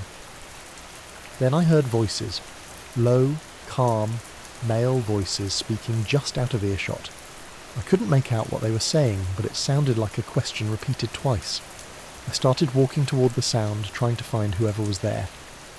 Then two men appeared through the fog. Both were wearing black suits, standard business style, no ties, shoes polished even in the mud.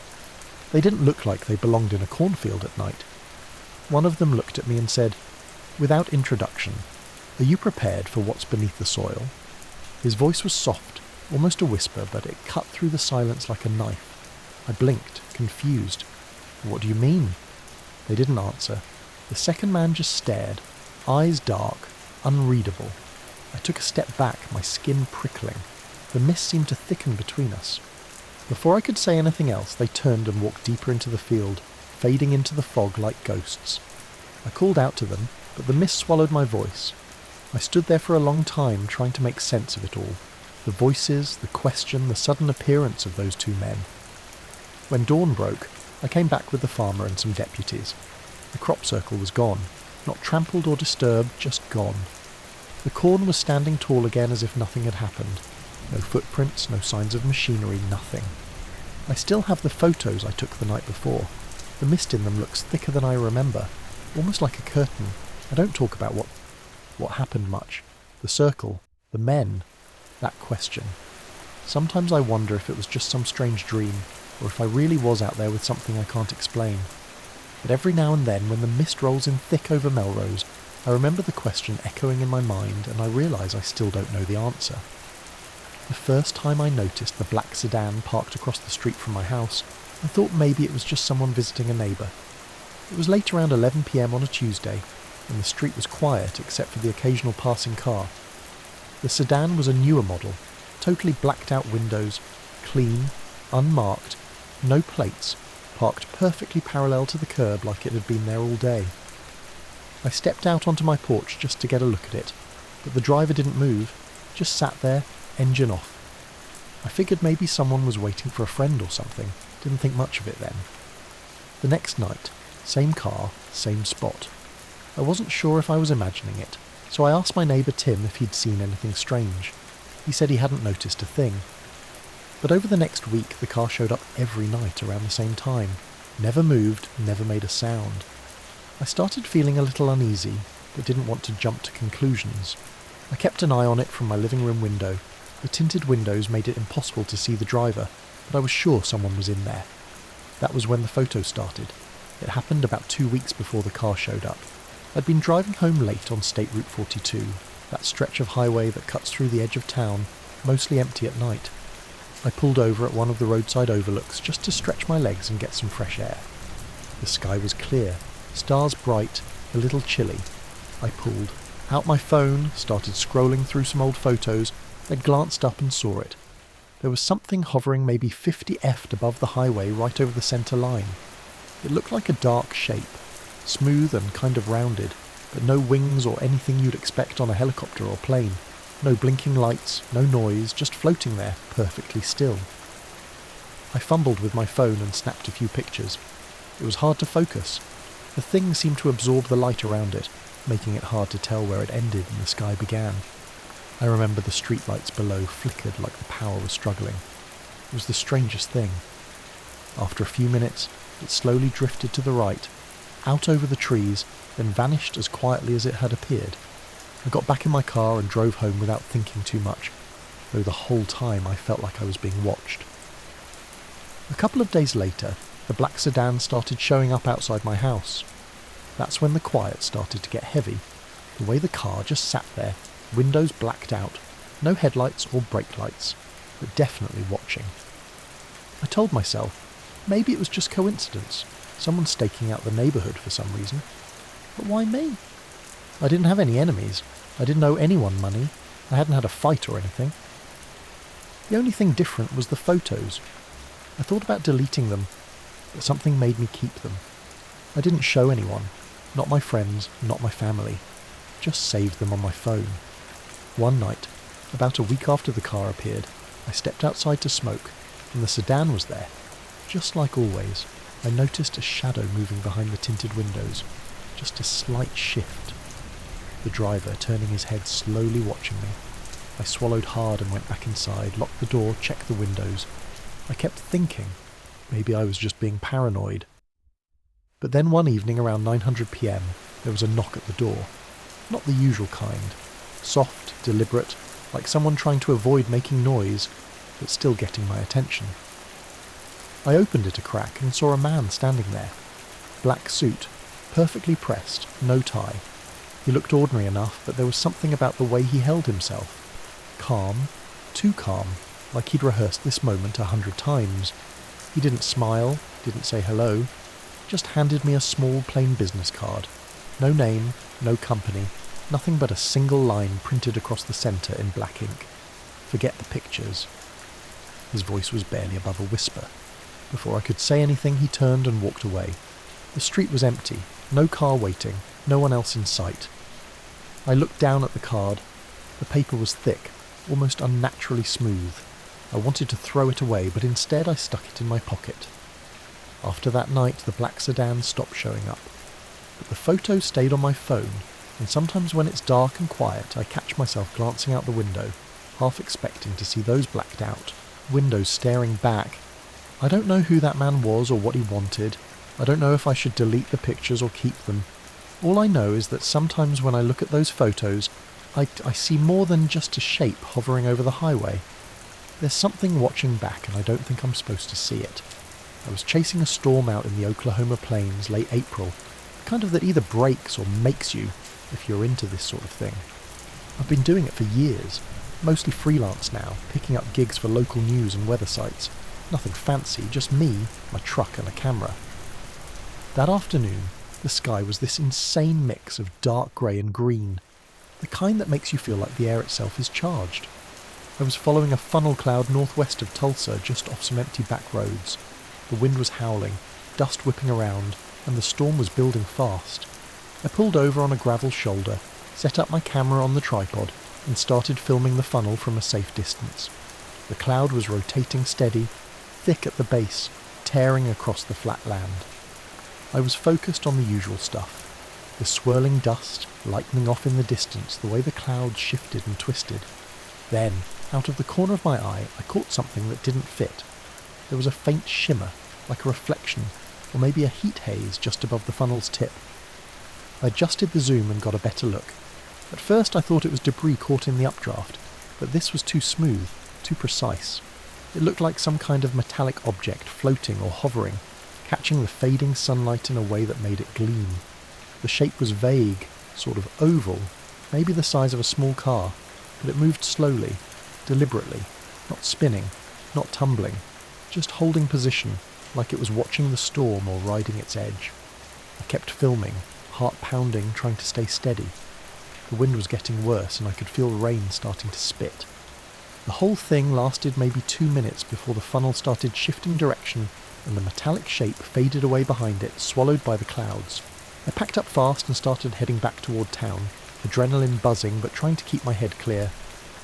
That night I uploaded the footage to my YouTube channel and sent it to a couple of storm chasing forums. The next morning the video had gone viral, tens of thousands of views, people speculating non-stop. Some thought it was a drone, others said it was a reflection or a trick of the light. Me? I wasn't sure what to think. But then the weird stuff started.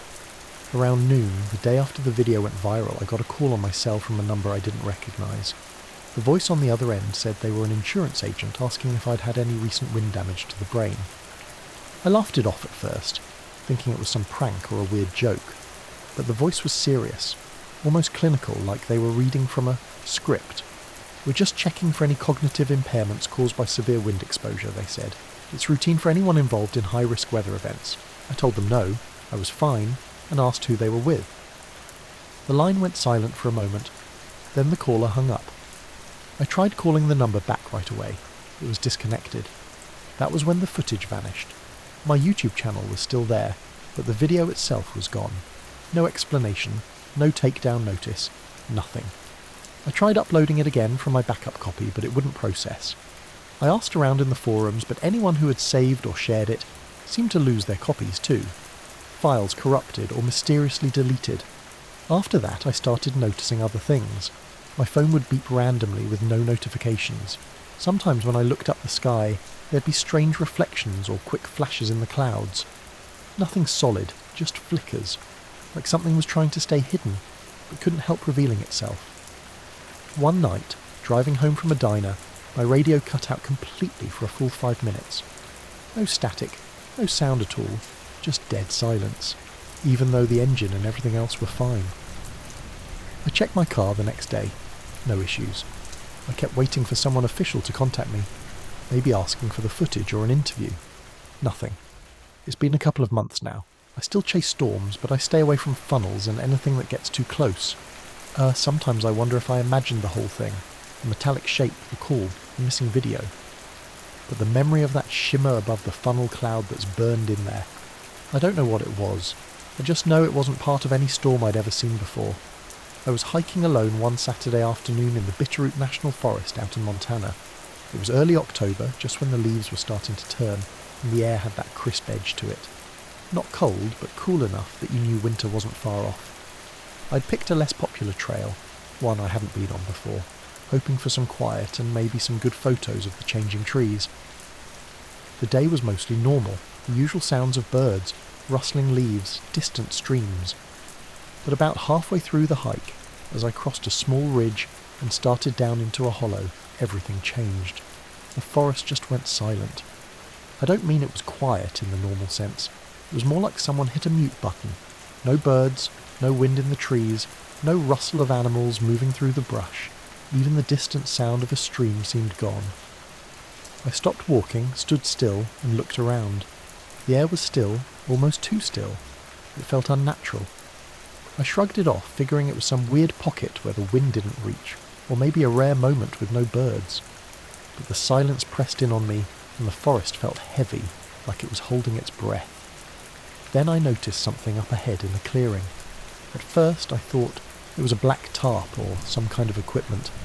As I got closer I realised it was a helicopter, a black one hovering maybe 20 FD above the ground, totally still except for the blades slowly spinning. It didn't look like any rescue or ranger chopper I'd seen.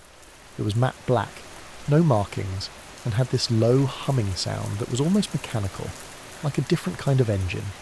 Beneath it were 3 figures standing in a tight line. They weren't moving. I mean, not even the smallest twitch. They were dressed in black, like some kind of uniform, but there was no detail on them. No faces visible, just black shapes, motionless, almost like statues. I froze for a moment, trying to make sense of what I was seeing. My brain was telling me to keep walking, maybe turn back, but my feet didn't move. I raised my camera and took a few pictures, hands shaking slightly. After a minute, the helicopter slowly lifted and disappeared over the treetops with a near-silent glide. The figures stayed behind in the clearing, but a moment later, they vanished too. I looked around, but there was no sign of where they went. I felt a weird chill run through me, even though the air was still warm. I left the clearing and made my way back toward the trailhead, my heart pounding a bit more than usual. The next week was normal, or so I thought. Monday morning, I got into my car to drive to work, about a 25-minute commute through some back roads and light traffic. About 10 minutes in, I noticed a black SUV following me. It was a big vehicle, tinted windows, no plates that I could see. At first, I thought it was coincidence, maybe the same car as the day before, but it stayed behind me all the way to downtown. I took a few turns to see if it would lose me, but it didn't. When I stopped at a red light, the window on the passenger side rolled down, and a man inside leaned out slightly and said, "Forests don't like company."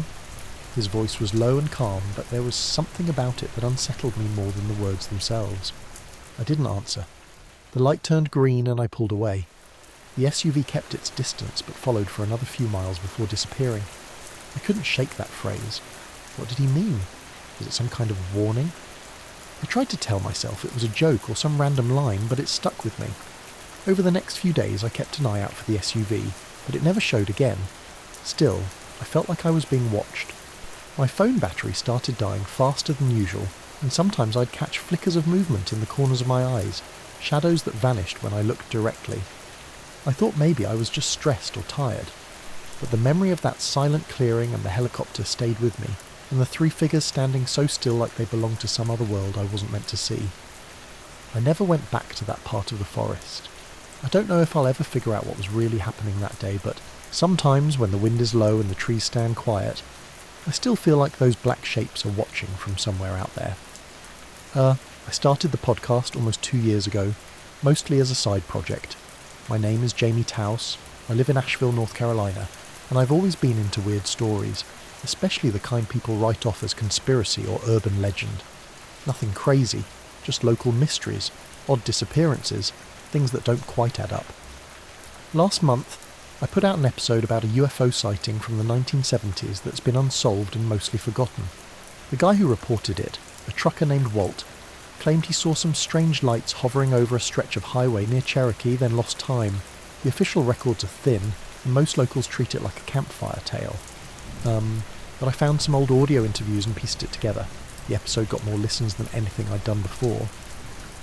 The day after it dropped, I started getting weird voicemails on my podcast number. At first they were just static bursts, the kind you get with a bad connection. Then, after a few days, the static started breaking up, and I could hear something else underneath. A deep, distorted voice repeating the phrase, "Turn back the signal," over and over. No name, no message, just those words. I thought it was a prank at first. I mean, who would do that? But the voicemails kept coming almost daily. Always at night, always that same phrase. Sometimes the static would flare up, so loud it rattled my phone. I tried to block the number, but it just kept changing. No caller ID, no trace. I told some friends and they laughed it off. Part of the spooky podcast hype, or maybe just some troll having fun, but I couldn't shake the feeling that something was off. Then, about a week after the episode went live, I woke up one morning to find all my recording gear gone. Every mic, every recorder, the mixer, headphones, everything I used to make the podcast was just disappeared. I live alone on the edge of town, so I don't have housemates or anyone else with easy access. I checked every window and door. Nothing was broken or forced. It was like someone had a key and knew exactly what to take. What freaked me out more was what I found outside my front door. Sitting there on the welcome mat was a single microphone, one of the old handheld mics I use for interviews. It wasn't just left there casually, it was placed carefully right in the centre. When I picked it up, I noticed something carved into the metal body near the base. Just one word: silence. I'm not exactly sure how I didn't lose it at that moment. I mean, it felt like a line had been crossed, but not in any way I was prepared for. I called the police, but they shrugged it off as a burglary with a weird message. They couldn't explain the missing stuff or the mic on the doorstep, and they didn't find any signs of forced entry. After that, the voicemail stopped, but I wasn't any less paranoid. I was watching the shadows in my apartment, double-checking locks, jumping at every noise. I shut down the podcast for a while, deleted the episode about Walt, hoping that would stop whatever was happening. But something else started. Sometimes when I tried to record just ambient sounds or anything normal, the playback would have static or low whispers layered underneath. Nothing clear, but always there. I even tried wiping my phone and computer, reinstalling everything, but the interference persisted. The silence in the room felt heavier, like it was watching me. Last night I heard a knock at the door around midnight. It was soft, deliberate. When I looked through the peephole, no one was there. I opened it anyway and found a small worn cassette tape sitting on the porch-light ledge. No label, no writing. I brought it inside and played it on my old tape player. It was mostly silence except for a low rhythmic pulse like a heartbeat. After a minute the voice came through clearer than before. That same deep voice, calm but chilling. Turned back the signal. I turned it off, heart pounding. I'm back here now riding this, trying to make sense of it all. The gear is still gone, the voice keeps coming in bursts of static on my phone, and that mic, silence, still sits on my desk, cold to the touch. I don't know what I'm supposed to do next. It was a little after 7 p.m. when I took off from the municipal strip just outside of Missoula. Weather was good. Weathered. Scattered clouds. No turbulence. I fly a 1974 Piper Cherokee I co-own with a guy named Pete from the flying club. Nothing fancy, just a solid little four-seater we keep in a shared hangar. That night, I was flying solo, just to loop east toward the Bitter Roots and back. I like to take short runs around dusk, especially in the fall when the air is smoother. I filed the usual VFR flight plan, got my clearance, did all the checks. Nothing out of the ordinary. I wasn't testing anything new or pushing any altitude, just a routine flight. About 20 minutes in, somewhere over the foothills near Rock Creek, I saw something off the left wing. It looked like another aircraft at first, something metallic, round, maybe 200 feet away, moving parallel to me but not overtaking. I thought it might be a drone, except it was too big and way too high for any drone I'd seen. The shape was off, perfectly round like a coin held up edge on, but no visible propulsion, no lights, no markings, and it was completely silent. I know that sounds like nothing when you're already in a noisy cockpit, but this was different. The way it moved, dead smooth, made the silence stand out more. It kept pace with me for maybe 15 seconds, then shot upward at an angle and vanished into the clouds. I keyed up the radio and called it into ATC, just a position report and a note that I'd seen a possible unidentified aircraft. No panic, just the facts. The controller came, back after a beat, and said they weren't showing any traffic in my vicinity, and no primary radar hits either. That's unusual even in a low traffic area. I wrapped the flight like normal, logged my time, filled out the usual form, and filed a quick report just in case. Nothing dramatic, just noted a possible unauthorised aircraft. I figured maybe someone would follow up in a day or two, but no one did. A week went by, then 2. No calls, no emails, not even a note in my inbox from the FAA rep. I figured maybe they didn't take it seriously, or maybe they got swamped. I didn't push it. I've been flying over 30 years. I know how stuff can disappear into the system. Then one afternoon, I checked the online flight log and saw my report was gone. Not edited, gone. Like it was never submitted. I went to the hangar to pull the paper copy and that was gone too. The folder we keep for that week was missing from the cabinet. Pete said he hadn't touched it. I called the FAA field office to ask if they had a copy or if something got flagged, and the guy I talked to acted like I was confused. He said there was no report attached to that flight, nothing unusual logged. I asked him to double check, and after a pause he just said, "You might be misremembering. Are you sure you submitted it?" I dropped it after that. Something about the tone in his voice made it feel like I shouldn't ask again. 3 weeks later I got to the hangar early on a Sunday morning. It was quiet, just me, coffee in one hand, key in the other. As I was unlocking the gate to the tarmac, I saw a car parked on the gravel near the end of the row. Black long body looked like a rental. 2 men were standing beside it, both in black suits. No hats, no coats despite the wind. They weren't talking, just standing there facing the hangars like they were waiting for someone. I figured maybe they were insurance reps or feds doing a spot inspection. It happens, especially after incidents, but I hadn't reported anything else, and the club hadn't mentioned a visit. As soon as I got the hangar door halfway open, they started walking over. Not fast, not aggressive, just this steady, synchronised walk like they knew exactly where they were going. Both looked the same age, maybe late 30s, clean-shaven, pale, same build, same short haircut. It felt off somehow, like they were cousins trying to look alike. One of them spoke first. His voice was flat, like someone reading off a teleprompter. "Mr. Wilcox." I nodded. "Yeah. You recently reported a visual anomaly on a flight east of Missoula. Like we're here to follow up on that." That threw me a little. The report was gone. Nobody had acknowledged it. "Who are you with?" I asked. The second man smiled, wide but not friendly. "You can call us contractors. We handle misfiled data." I didn't like how he said that. Misfiled, like it had been intentional. The first man stepped closer. "We wanted to ask if you've been feeling unwell since the event. Any dizziness, confusion, auditory hallucinations?" I shook my head. "No, I'm fine." He nodded like he didn't believe me. Sometimes these experiences can cause residual effects.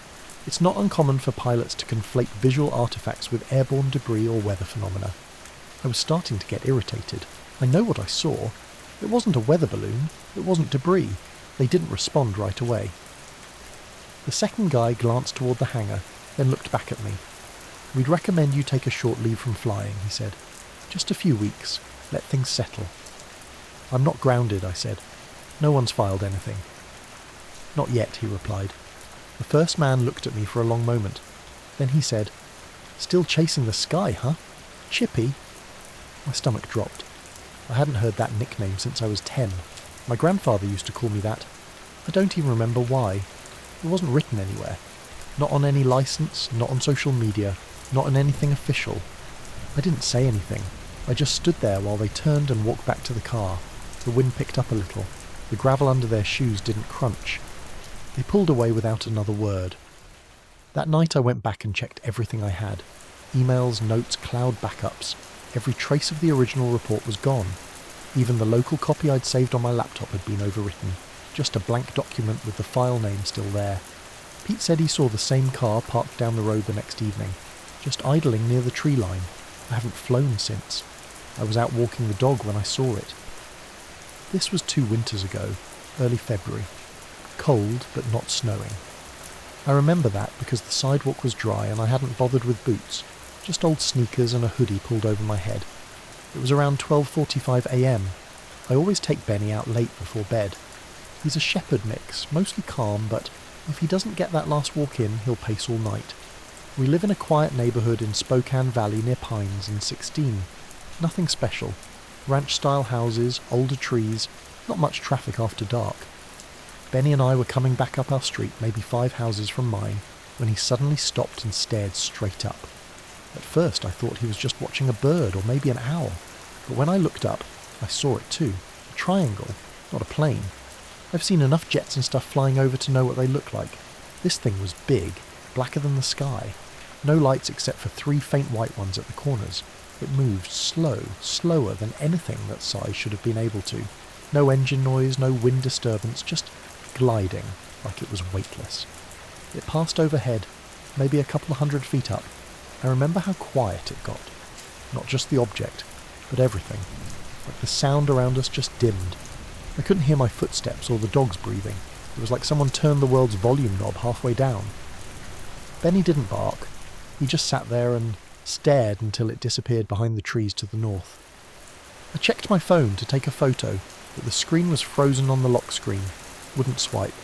It only started working again about 30 seconds after the thing was gone. I didn't say anything to anyone the next day. I figured it was maybe a military thing or a drone I didn't recognise, or just one of those weird one-off moments you file away and move on from. 2 days later, things started getting weird. It was a Tuesday. I'd been asleep for a couple of hours when I woke up. No noise or anything. Just that kind of sudden, wide-awake feeling you get sometimes for no reason. I got up to check the thermostat, thinking maybe the furnace shut off, and while I was walking past the living room window I saw headlights across the street. There was a black car idling in front of the Wilkins place. Older model sedan, big body, chrome trim, lights on, but not bright, just idling. At exactly 3:17 a.m, the headlights flashed once. Not high beams, not like someone tapping them. It was this short, slow fade on, then off, like they were signalling something. Then the car drove away. No rush, no tyres squealing, just smooth and quiet, turning the corner at the end of the block and vanishing. I waited a while, then went back to bed. Chalked it up to a weird dream, or maybe someone turning around. But the next night, same thing. 3:17 a.m. on the dot. I checked the clock. Flash, then gone. It happened again the next night and the next. Always the same car, always the same time, always just one flash of the headlights, never parked in exactly the same spot. Sometimes in front of the Wilkins, sometimes closer to the Morgan's place, but always directly across the street from my house. By the 5th night, I started getting nervous. I tried to film it, set up my phone on a tripod in the window, recording for 20 minutes starting at 3:10. When I reviewed the footage the next morning, the car wasn't there, just empty street. But I'd seen it. I stood there and watched it. I even waved at it once, no reaction. I started asking around the neighbourhood. No one else had seen the car, not the Morgans who sleep with their blinds open, not old Mr. Harrington across the street who said his dog barks if a leaf blows past the driveway. Even my wife didn't believe me. She works nights at the hospital, so she's never around that late. When I told her about it, she just said I needed to stop watching weird documentaries before bed. I stopped. I stopped walking Benny after midnight. Started doing it earlier, just after dinner. I kept checking the window though. Night after night the car came back. Always at 3:17, always one flash. Always gone by the time I reached the door. I tried calling the non-emergency line once just to report a suspicious vehicle. Gave them the time, the make and model as best I could, the pattern. They said they'd send a cruiser through the area. I don't know if they ever did.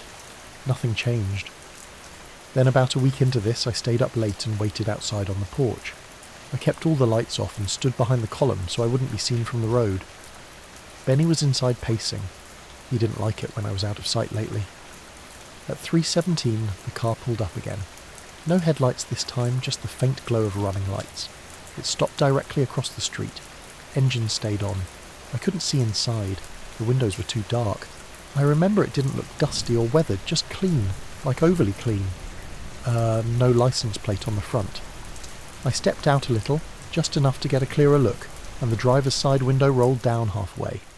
There was a man inside, pale, thin face, wearing a black suit, no hat, just sitting there staring at me. I didn't move. Neither did he.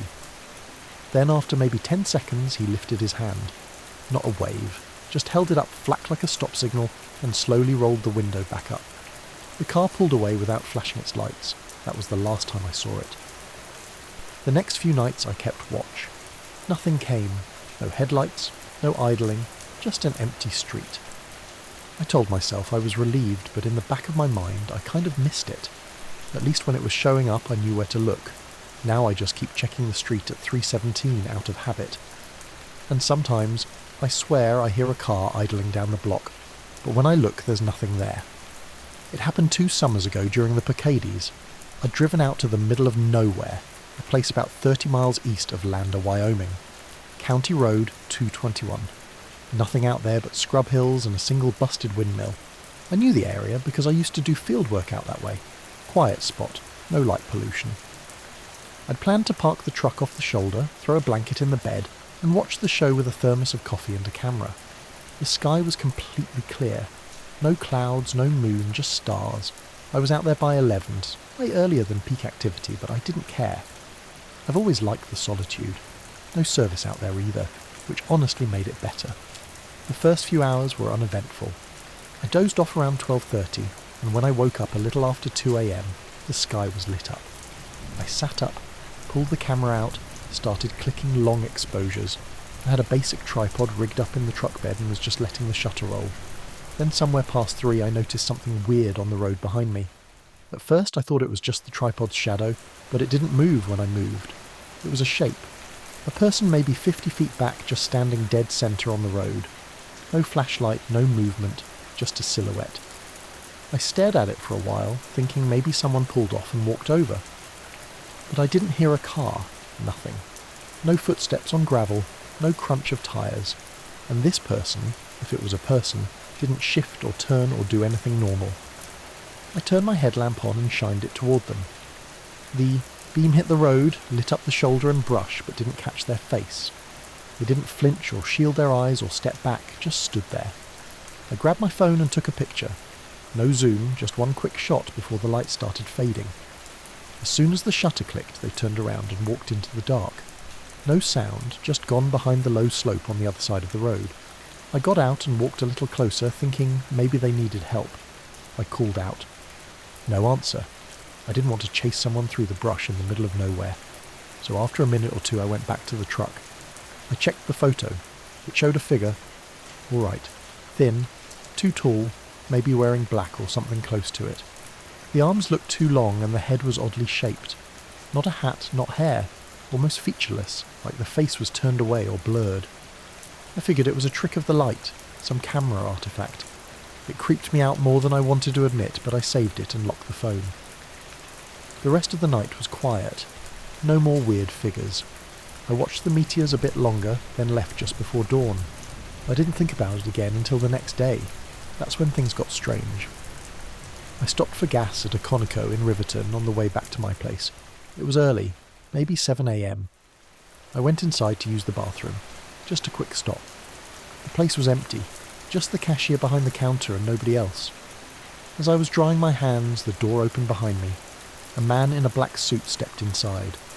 Clean cut, maybe mid-40s, pale skin, no tie, top button fastened. His shoes were spotless. He didn't look like someone who belonged there. He stood by the sinks for a second. I remember thinking maybe he was just there to wash up or something, but then he said without looking at me, "You've seen too much light lately." I laughed. I thought it was a weird joke. Then he turned and looked at me straight on and my stomach dropped. His eyes didn't match. The colour was off, like the irises were too pale or the pupils were too big. Not fake, just not right. He held out his hand. "Your phone," he said. I didn't move. He stepped closer. "You took a picture. Give me the device." There was no threat in his voice, just this flat certainty like he already knew I would. And I did. I don't know why. I pulled it out and handed it to him. He looked at the lock screen, tapped the code in. I never told him the code, then turned away and left the bathroom. I followed him out into the store, but he was gone. I mean, gone. No footsteps, no sound, nothing. The cashier was still at the counter, flipping through a flyer. Didn't even look up. I asked if he saw anyone walk out. He said no one came in. I checked the parking lot. No black car, no weird SUV, no sign of anything, just me and the truck. I stood there for a good 5 minutes trying to figure out what had just happened. Then I noticed the phone was back in my back pocket. Didn't feel him put it there. Didn't see him come near me. I unlocked it. Everything was wiped and just said camera roll, texts, downloads, all gone. Factory reset. The only thing left was my contacts synced from the cloud. The photo I took gone, not even in the backup folder. Later that night I plugged the phone into my laptop just to be sure. I ran recovery software. Nothing. The metadata showed a hard reset had been done at 7:14 a.m, the exact time I was in that gas station bathroom. I haven't talked about this with many people. The ones I did tell just assumed I fell asleep and dreamed part of it. I didn't. That stretch of road, I've never gone back. We were at Deep Creek Lake October off-season. Most of the rentals were already boarded up for winter and it was too cold for swimming, but I'd always liked the place when it was quiet. I'd gone with my girlfriend Mallory just for a 2-day break. Nothing fancy. We stayed in a little roadside motel a few miles out from the state park entrance, just the kind with one ice machine and paper-thin walls. That first night we drove into the park to look at the stars. There's a boat launch area near the north end of the lake with a decent-sized gravel lot totally unlit. No other cars when we pulled in, just us and the water. It was around 11 feet, cold, but not freezing. Mallory brought a blanket and we sat on the hood of the car sipping coffee from a thermos, just listening to the wind and water. You could barely see anything across the lake. The tree line on the far shore was just a darker shade of black against the sky. We were there maybe 20 minutes before we noticed something weird. At first I thought it was just fog or mist over the lake, but it was moving too deliberately, not drifting, rising from the water. We both sat up. There was a shape huge, wide across, not floating, not splashing, just lifting straight up, slow and silent. No lights, no rotors, nothing mechanical. Just this massive dark thing coming out of the lake like it had been resting on the bottom. Mallory asked, "Is that a blimp?" It wasn't. It had no curve to it, no gondola underneath. It was more angular than that, like a stretched out wedge with a flat underside. It rose maybe 50 FO up and then just hovered. We didn't move, didn't even talk. It was so quiet. No hum, no wind, no water dripping. It made no sound at all, which somehow made it worse. Then it started to move. Not toward us, not away, just sideways, gliding low along the surface of the lake, it skimming a few feet above the water. It passed in front of the far tree line and disappeared into the darkness like it had never been there. We didn't say anything for a minute. Then Mallory just said, "We should go." So we got off the hood, packed up the thermos and got in the car. I pulled a quick U-turn and headed for the exit. That's when we saw the note folded in half, tucked under the driver's side wiper. I hadn't seen anyone approach. No footsteps, no lights. It hadn't been there when we arrived. I turned the wipers on to flick it loose. It fluttered to the ground. Mallory picked it up. Just a plain white paper, no envelope. Inside, printed in blocky all caps, it said, "Keep driving next time." No signature, no handwriting, just that. We didn't speak the whole drive back to the motel. The next morning I woke up early. The bed was too soft and the heater was loud. I went to the front desk to grab one of those tiny motel coffees. The lobby was empty except for the guy behind the desk and another man sitting in one of the chairs by the fake fireplace. He was in a black suit, dark tie, pale hands, wearing sunglasses, even though it was barely light out. He was reading a newspaper, holding it upside down. Not like he didn't notice, like he didn't care. I stood there pretending to check the map rack until he turned a page, still upside down, didn't even glance my way. I took the coffee and went back to the room. Mallory was getting dressed when I walked in. I told her about the guy and the newspaper. She laughed at first, but her face changed when she realised I wasn't joking. We decided to check out early, just didn't feel like staying anymore. I went to warm up the car while she settled the bill. When she came out, she said the guy had followed her out of the lobby and stood just outside the front door while she got into the car. Didn't say anything, didn't even hold the door. Just walked behind her, stopped, and stared. He didn't follow us when we left, at least not that we saw. On the drive back, we didn't talk about it much. Every time we tried, it just felt off, like the words didn't quite land. I remember Mallory saying, "Let's just get home," and that was that. Later that week, I went back to look at my dashcam footage from that night. I'd left it running by accident. I captured the drive-in, the parked timestamp, and then nothing. Blank screen for 2 hours, then it picked back up when we started driving out again. I checked the file details. The missing time wasn't erased, it was just black. No audio, no video, just dead air. I still have the note, it's in my glove compartment. It started with a paper I was writing for my modern American myth course. I'm not even that into UFOs or anything. I just picked the topic because I thought it would be easy to find sources and weird enough to keep me interested. The professor, Dr. Luring, said we had to tie the myth to a real historical event. So, I settled on the 1977 Broadbrook sightings, a cluster of reports in upstate Connecticut. My school's only a couple hours from there. I dug into local archives, library newspaper reels, old message boards. It was mostly just fuzzy lights and second-hand stories, nothing that different from the usual. A couple of farmers said their cows acted strange. Someone swore their watch stopped for exactly 40 minutes, that kind of thing. But what caught my attention were these brief mentions in two of the old articles, like barely more than a sentence, about a pair of federal men visiting locals afterward. They weren't described, not even named, just sort of dropped in there. I figured it was probably just local cops or reporters, exaggerating, but I made a note to look into it. Anyway, the following weekend, I emailed a few regional historians. One of them, some guy named Vince Halbrook, responded and pointed me to a microfilm archive in Springfield. I was planning to drive up that Friday.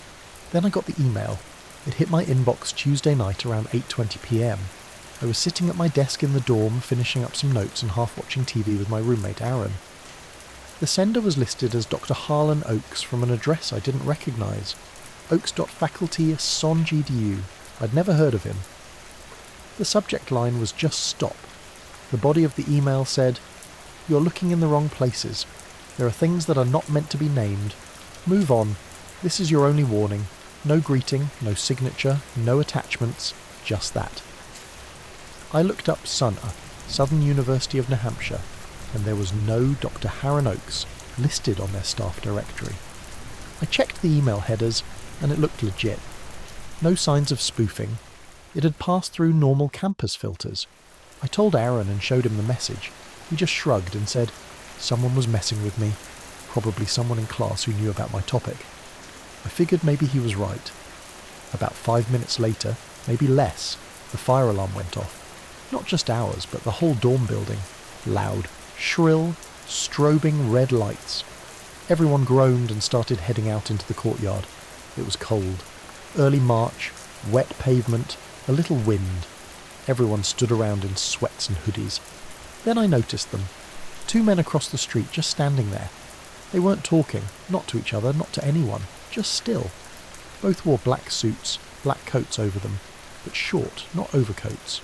Dark ties. One had on sunglasses even though it was full dark. The other didn't. Their hands were at their sides. They weren't taking pictures, no phones, no gestures, and they weren't looking at the building. They were looking at me, directly at me. I glanced around to see if anyone else noticed, but people were busy talking, scrolling their phones, joking around. No one else seemed to be looking across the street. Aaron was standing next to me, scrolling Instagram. I nudged him and said, "Hey, look at those guys." He turned, but they were gone. Just like that. No footsteps, no cars, just gone. When we got let back in, I checked my email again. The message from Dr. Oakes was gone. Not in my inbox, not in trash, not in sent, not in archived. I checked every folder. Nothing. I even ran a search on my laptop for the subject line. No hits. The next morning, I went to the campus IT help desk and asked if they could look up a deleted email. They told me that messages deleted from both inbox and trash after retrieval were non-reoverable unless you had admin access. They asked if I had the sender's address. I gave it to them. 10 minutes later, the guy came back and said that email had never passed through the university's servers. There was no record of any message to or from that address on any domain connected to SUN.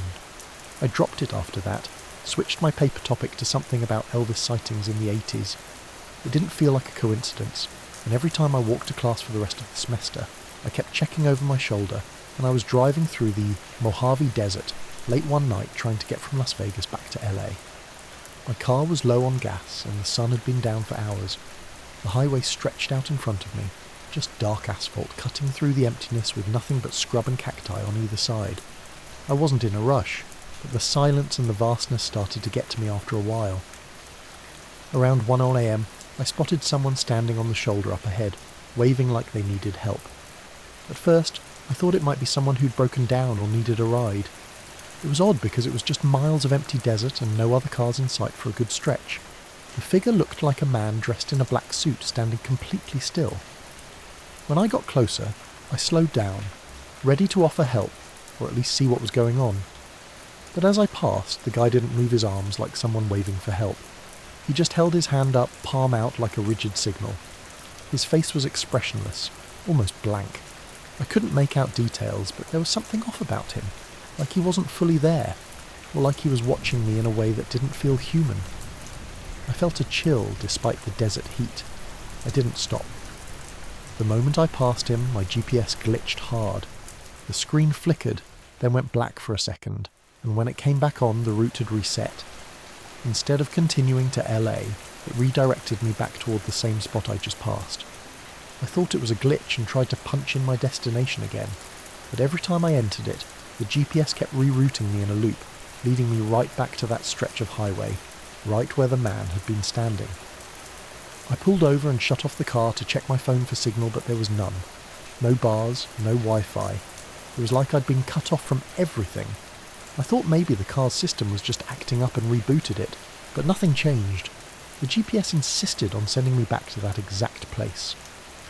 After sitting there for a few minutes, I noticed the desert had gone unnaturally quiet. No crickets, no wind, no cars, just silence. The air felt heavy, like before a storm, but the sky was clear and full of stars. I turned on my headlights and scanned the shoulder again. No one was there. No sign the man had ever been. I started to feel the edge of panic creeping in. Eventually I forced myself to start driving again, ignoring the GPS. I took a side road I recognised from the map earlier, hoping it would get me out of the loop. Hours later, I checked into a small motel on the outskirts of town. I was exhausted and shaken, but told myself I was just tired and stressed. I tried to put it out of my head. Then, just after midnight, the phone in my room rang. I didn't recognise the number, but I answered anyway. A voice spoke on the other end.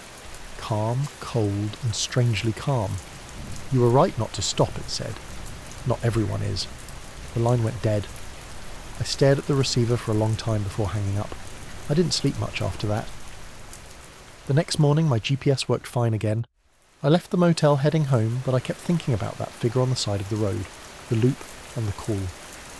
I still don't know who he was or what he wanted, but I'm glad I didn't stop. I was driving home late one Sunday night after spending the weekend at my friend Emma's cabin up in the Cascades. It was early November, the kind of cold where you can see your breath, but the roads hadn't iced over yet. I left Emma's place around 10:30 p.m, wanting to get back to Seattle before it got too late. The drive from the cabin to the highway is mostly winding forest roads, tall firs on both sides, and not much else. The moon was barely out, and the sky was clear, except for this weird thin layer of fog hanging low over the trees. I was listening to an old playlist on the radio, some classic rock station that comes in and out up there. About 20 minutes into the drive, the signal started to cut out. Not in the usual way. The music would pause for a few seconds, then come back, but louder, like a burst of static, followed by a jarring spike in volume. Then the radio went totally dead. Just static. I flipped through the stations hoping to catch anything, but every channel was the same. Dead silence except for static. That's when I noticed something else. Above the tree line off to my right there was this single light. It was bright but weirdly soft, like a glowing orb, maybe the size of a car's headlight, but not harsh. The thing is, it wasn't moving like a plane or a drone or anything normal. It was moving so slow it almost didn't move at all. I kept watching it, expecting it to move across the sky, but after 5 minutes, it was basically in the same spot. I blinked, looked away, and then back, and it was still there, drifting maybe an inch or two in the sky. No blinking lights, no sounds, nothing. Just this hovering, slow-moving glow. I tried to tell myself it was probably a helicopter or a weather balloon, or even a drone someone was flying. But the speed was wrong, and the silence was too complete. Usually with any machine you'd hear the hum or see the blinking navigation lights. The road was empty, no other cars for miles. My phone was out of signal range, so I couldn't call or check maps. I just kept driving, my eyes glued to the light. Every now and then it seemed to pulse like it brightened and dimmed, but not in any regular pattern. I wanted to look away, but it felt like I couldn't. After about 15 minutes, I finally pulled off at the next gas station, a little place called Maples Fuel. One of those old-fashioned stations with a convenience store and a handful of pumps lit by flickering neon. I needed to use the bathroom and get a coffee to wake up, and honestly, I needed to clear my head. When I stepped out of the car, the cold air hit me, and for a moment the light was visible again above the trees from the parking lot. It was just there, hanging in the sky. As I was filling my tank, a man in a dark suit approached the pump next to mine. He was maybe in his late 40s, clean-shaven, and had this calm, unshakable look. Nothing flashy about him, just a plain black suit and tie, like he'd come straight from an office or some kind of agency. He glanced at me and said quietly, "Some lights are meant to be ignored." That line caught me off guard. I blinked and asked, "What?" He shrugged like it was nothing, leaned a little on the pump and said, "You saw it too, didn't you?" I wanted to ask what he meant, but the words stuck in my throat. Instead, I just nodded, and he gave me a half smile, then turned and walked into the store. I watched him go inside, but the door swung shut behind him with a kind of mechanical clang that felt out of place. Inside, I grabbed a coffee and waited, trying to make sense of what had just happened. I glanced out the window, and the light was gone. The sky was dark and empty. I asked the cashier if anyone had been hanging around or if they'd noticed anything strange lately. She shrugged, said, "People come and go all the time, but nothing out of the ordinary." When I got back to the car, I looked up again. The light didn't come back. I figured it was time to finish the drive home. The rest of the way I kept checking the sky through my windshield, half expecting it to show up again, but nothing. When I finally got home, the house was quiet and I shut the door behind me, feeling this weird weight settle in my chest. I never told Emma or anyone else what I saw or what the man said. It just felt like something too strange to explain. Sometimes I think about that light, the way it didn't move like anything I've ever seen, and the man's words echo in my head. I don't know what it was, or what the man meant by, "Some lights are meant to be ignored." But since that night, I've never looked at the sky quite the same. The clearing was silent except for the faint hum of cicadas and the rustle of dry leaves. I'd been out there since dawn, walking the perimeter, taking notes on the bear activity around this part of the forest. It was late September in northern Minnesota, and the air had that crisp edge that meant fall was creeping in but hadn't quite settled yet. I was used to the quiet, but that morning felt different, like something had shifted. I was about to pack up and head back to the research station when I noticed something strange in the clearing. A series of perfectly round scorch marks in the dirt arranged in an odd pattern. They were about 2 feet across each, maybe 6 or 7 of them in a rough circle about 15 feet in diameter. The marks were deeply embedded in the earth, the soil beneath blackened and cracked. But oddly, no trees or plants seemed to have been affected around the edges. No branches snapped, no leaves burned, just those scorch marks, clean and symmetrical, like someone had pressed a giant hot cookie cutter into the ground. I stared at them for a while, trying to figure out if it was some kind of natural phenomenon, but it didn't make sense. Nothing I'd ever read about or seen in the field matched those marks. I circled them slowly, checking for tracks or anything else. No footprints, no tire marks, no signs of campfire or human activity, just the scorched earth. I took photos, made sketches, and took samples of the soil. I flagged the location on my GPS and radioed back to the station with a brief description. The team thought it might be some kind of lightning strike or an animal marking territory, but the shape and symmetry didn't fit. The forest that day was quiet, too quiet, and I felt like I was being watched. I kept looking over my shoulder, but there was nothing there. A few days later, just after lunch, there was a knock on the station's door. It was one of those old research cabins, nothing fancy. Wood walls, a small kitchen, a single room where I did my work. I wasn't expecting visitors, so I opened the door cautiously. A man was standing there, tall, wearing a plain black suit that looked out of place in the middle of the woods. No badge, no name tag, nothing identifying him. His eyes were dark and steady, and when he spoke his voice was flat but calm. "I'm interested in patterns in non-human behaviour," he said. That was it. No small talk, no introduction, just that line. I blinked, trying to place him, but he hadn't mentioned any agency or reason for being there. I told him about the scorch marks, showed him the photos on my camera. He looked at them closely, but didn't react much. Then he asked detailed questions about my work, the animals I tracked, the data I collected, stuff that seemed oddly specific but not threatening. I found myself getting nervous. The way he moved, how his gaze didn't waver, like he was analysing every word, every reaction. He didn't ask for directions or how to get to the clearing, but somehow he knew exactly where it was. I offered to take him there, partly because I wanted to get him out of the cabin and partly to see if he'd reveal anything. He declined politely, saying he had his own methods. He stayed for almost an hour, then left without another word. I watched him walk away through the trees, his steps almost too quiet for the soft forest floor. After he left, I double-checked my equipment, my locks, everything. Nothing was missing, but the feeling that something wasn't right lingered. In the days that followed, the scorch marks kept showing up in my mind. The silence of that clearing, the man's unnerving calm, the way he seemed to know things without asking. I kept going back to the clearing when I could, always looking for changes, new marks, anything unusual, but nothing ever appeared again. Still, some nights when the wind rustled the trees just right, I swear I can hear a low hum, not like any animal or machine I know, just a faint vibration under the skin of the forest. I never saw the man again.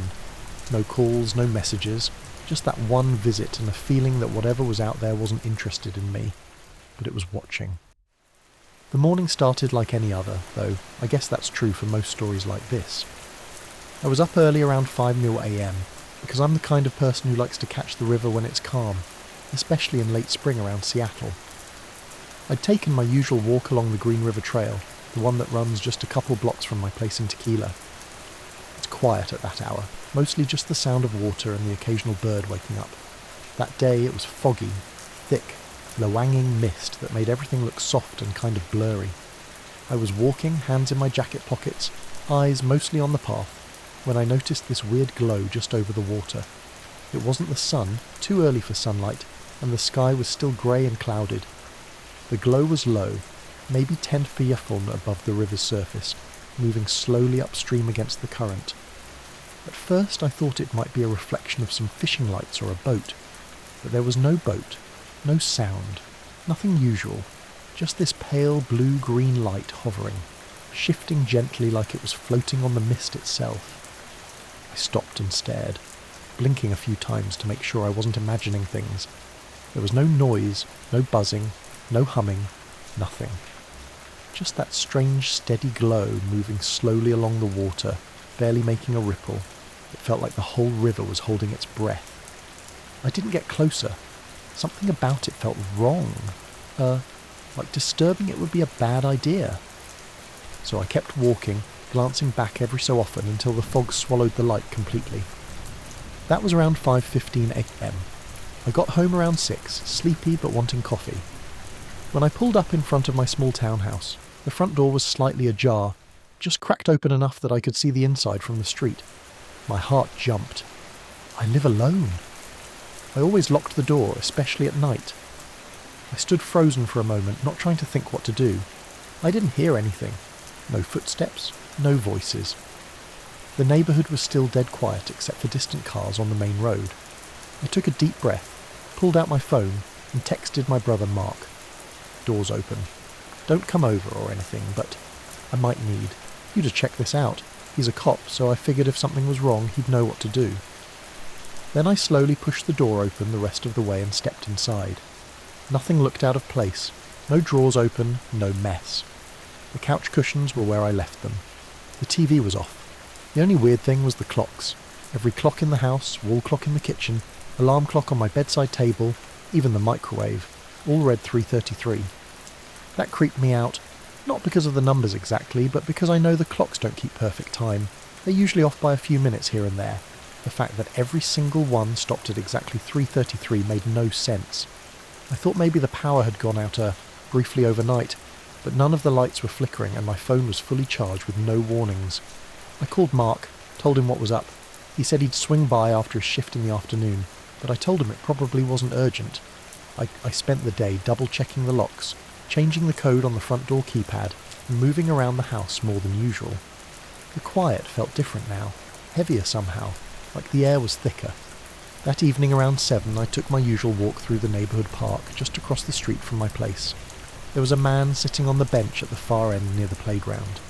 He looked out of place wearing a black suit, the kind you'd expect at a funeral or a business meeting, not a suburban park on a Tuesday night. He was reading a newspaper. I didn't think much of it until I got closer and realised the paper was completely blank. No text, no photos, just white pages folded neatly. I slowed down and looked at him for a few seconds. He glanced up, eyes dark and unreadable, then looked back down at the paper. "Evening," I said, trying to sound casual.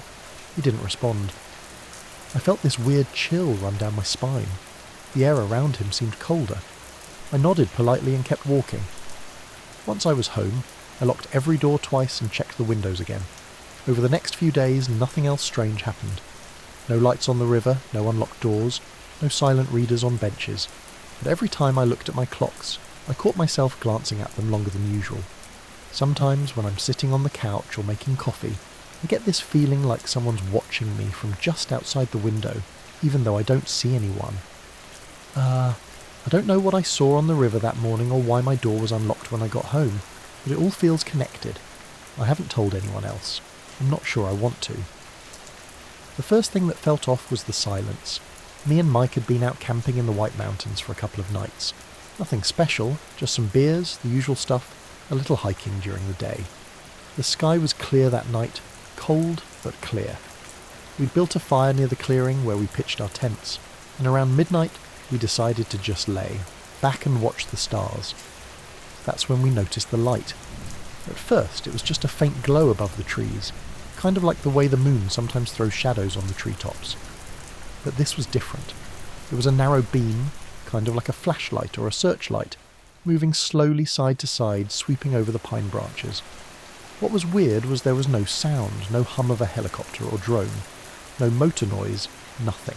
It just glided through the air, scanning the forest like it was looking for something. Mike nudged me, whispering, "What the hell is that?" I shook my head, but I didn't have an answer. We watched it for maybe 5 minutes, the light moving smooth and steady. Every now and then it caught on a branch or the bark of a tree casting strange shadows. Then it stopped, just stopped, hovering there, maybe 50 feet above the treetop, shining straight down. And then, after a few seconds, it just blinked out like someone switched off a flashlight. We looked at each other, both kind of frozen. "Did you hear anything?" I asked. Mike shook his head. Nothing. We didn't say much after that. The silence was heavy, like something was pressing on us from the woods around us. Neither of us was ready to talk about it. The next day, we tried to figure out if it was some Park Service thing or maybe some drone test. We called the ranger station, but they said no one had anything scheduled for that area.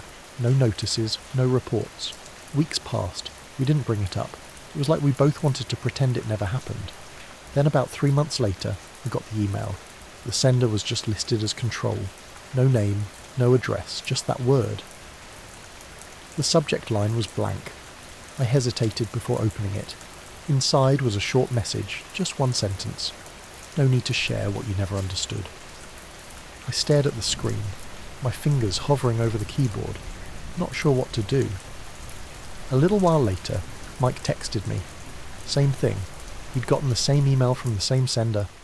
Neither of us had any clue who it was. I didn't tell anyone else. Not my family, not my co-workers.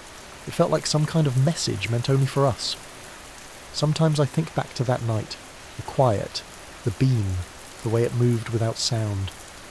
What were we supposed to understand? What were they scanning for? I don't know. Maybe that's the point. I was driving back from a week-long trip through the Mojave Desert trying to clear my head. My name's Eric and I work in software support, so sitting behind a screen all day means I usually need to get outside now and then. This trip was mostly just me, my old Jeep and a map. No real plan, just driving through empty places, staying off the main highways as much as I could. On the last night, I was somewhere near Baker, California, coming back toward the 15th. The sun had already dipped below the horizon, and the sky was that deep blue you only get in the desert at dusk. The air had cooled down, but the heat from the day still hung close to the ground. The roads were nearly empty, just me and the headlights cutting through the dark. About 40 miles outside Baker, I noticed a car behind me. It was a black sedan, something pretty standard looking, no logos or anything. I glanced in the rearview mirror and caught a glimpse of the driver's face once, just a blurry shape like a man, but I couldn't make out features. I figured maybe it was coincidence, just someone driving the same way. But I kept getting this uneasy feeling. I sped up thinking maybe I was imagining things, or maybe they just passed me. But the car stayed right there, matching my speed perfectly. I slowed down, then sped up again. Still there. I tried to shake it off, thinking maybe they were lost or something, but the more I tried to lose them, the closer they seemed. I turned off the highway onto a smaller road leading to a gas station, thinking I'd wait and see if they pulled in too.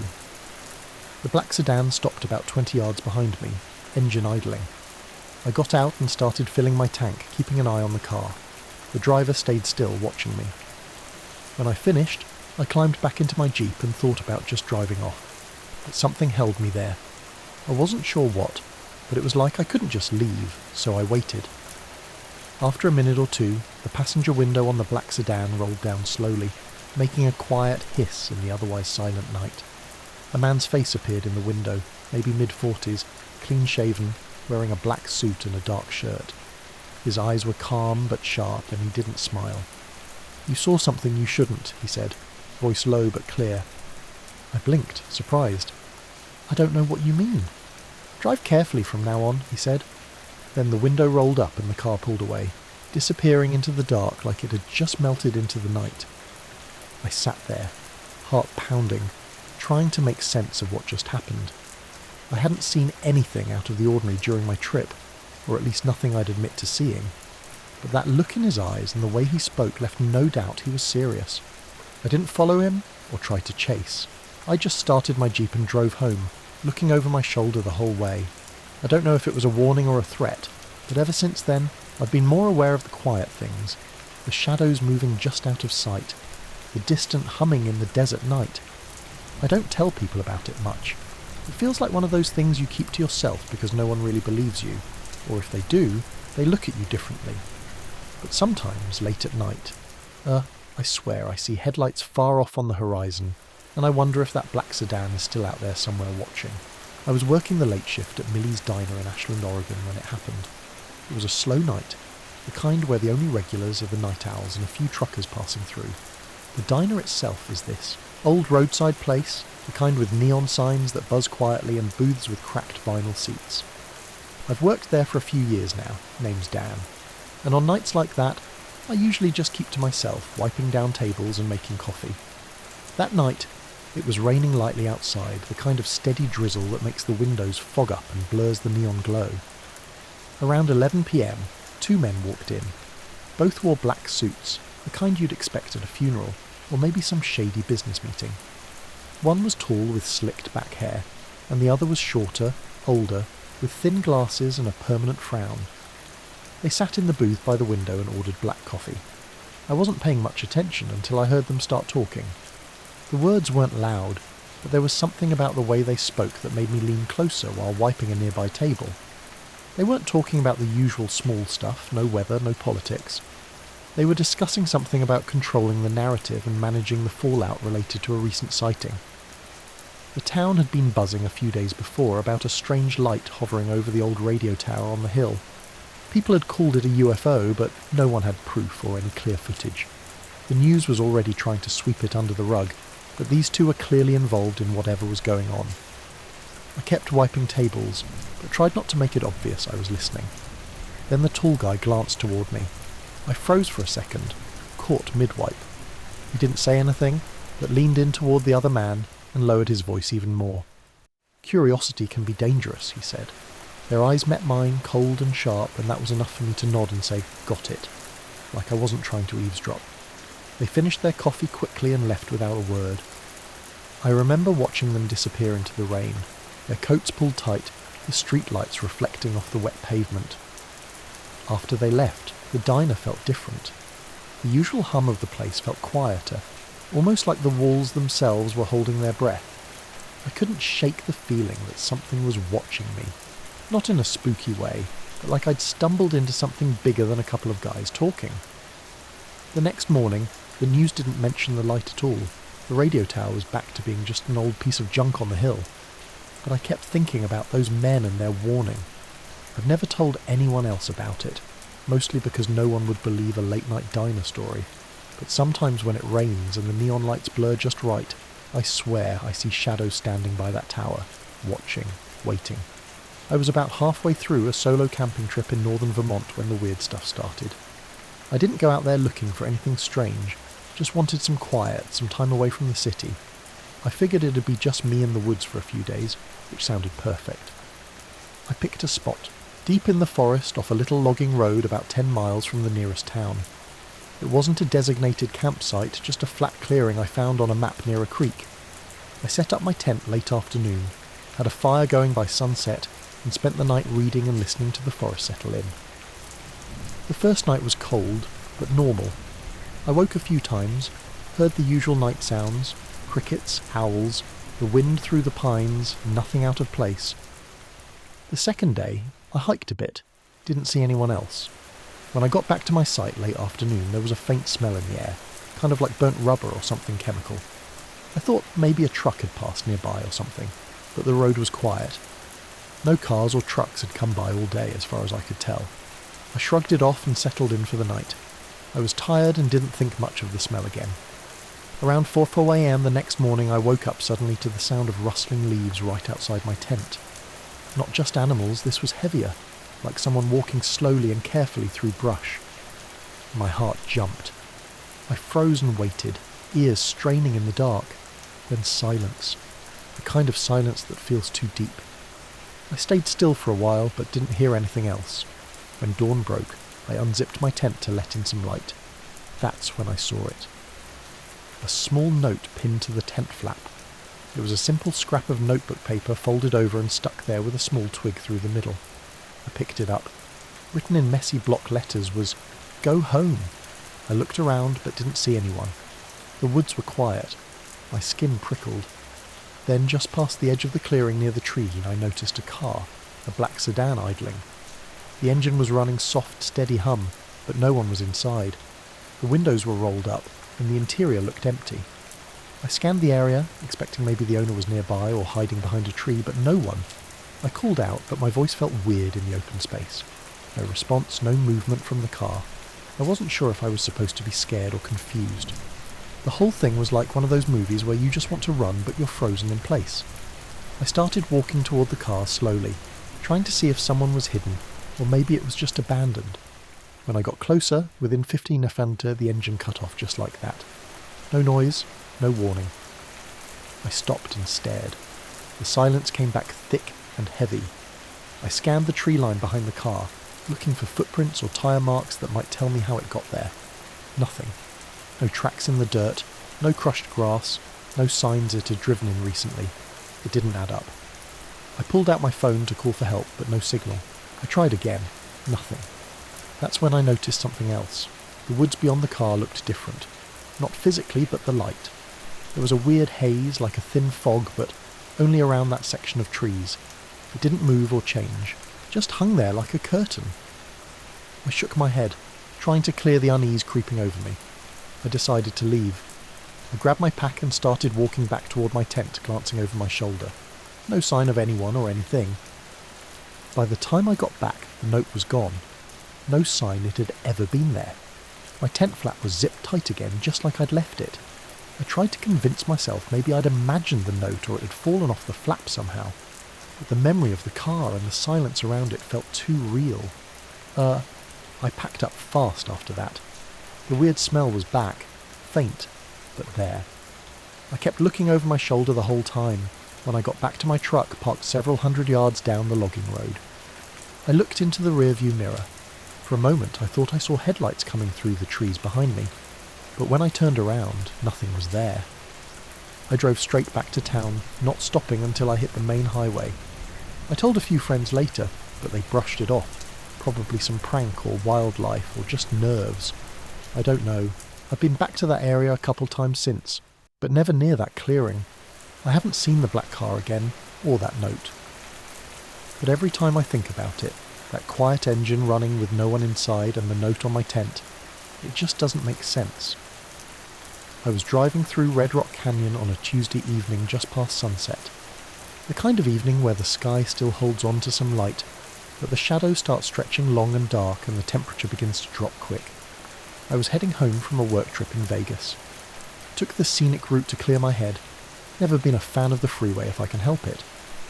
The canyon road's narrow and winding, flanked by those steep sandstone cliffs, and at this time of year there's barely anyone else out there, just me and the road. It was around 7:30 when I noticed a car parked just past a sharp bend.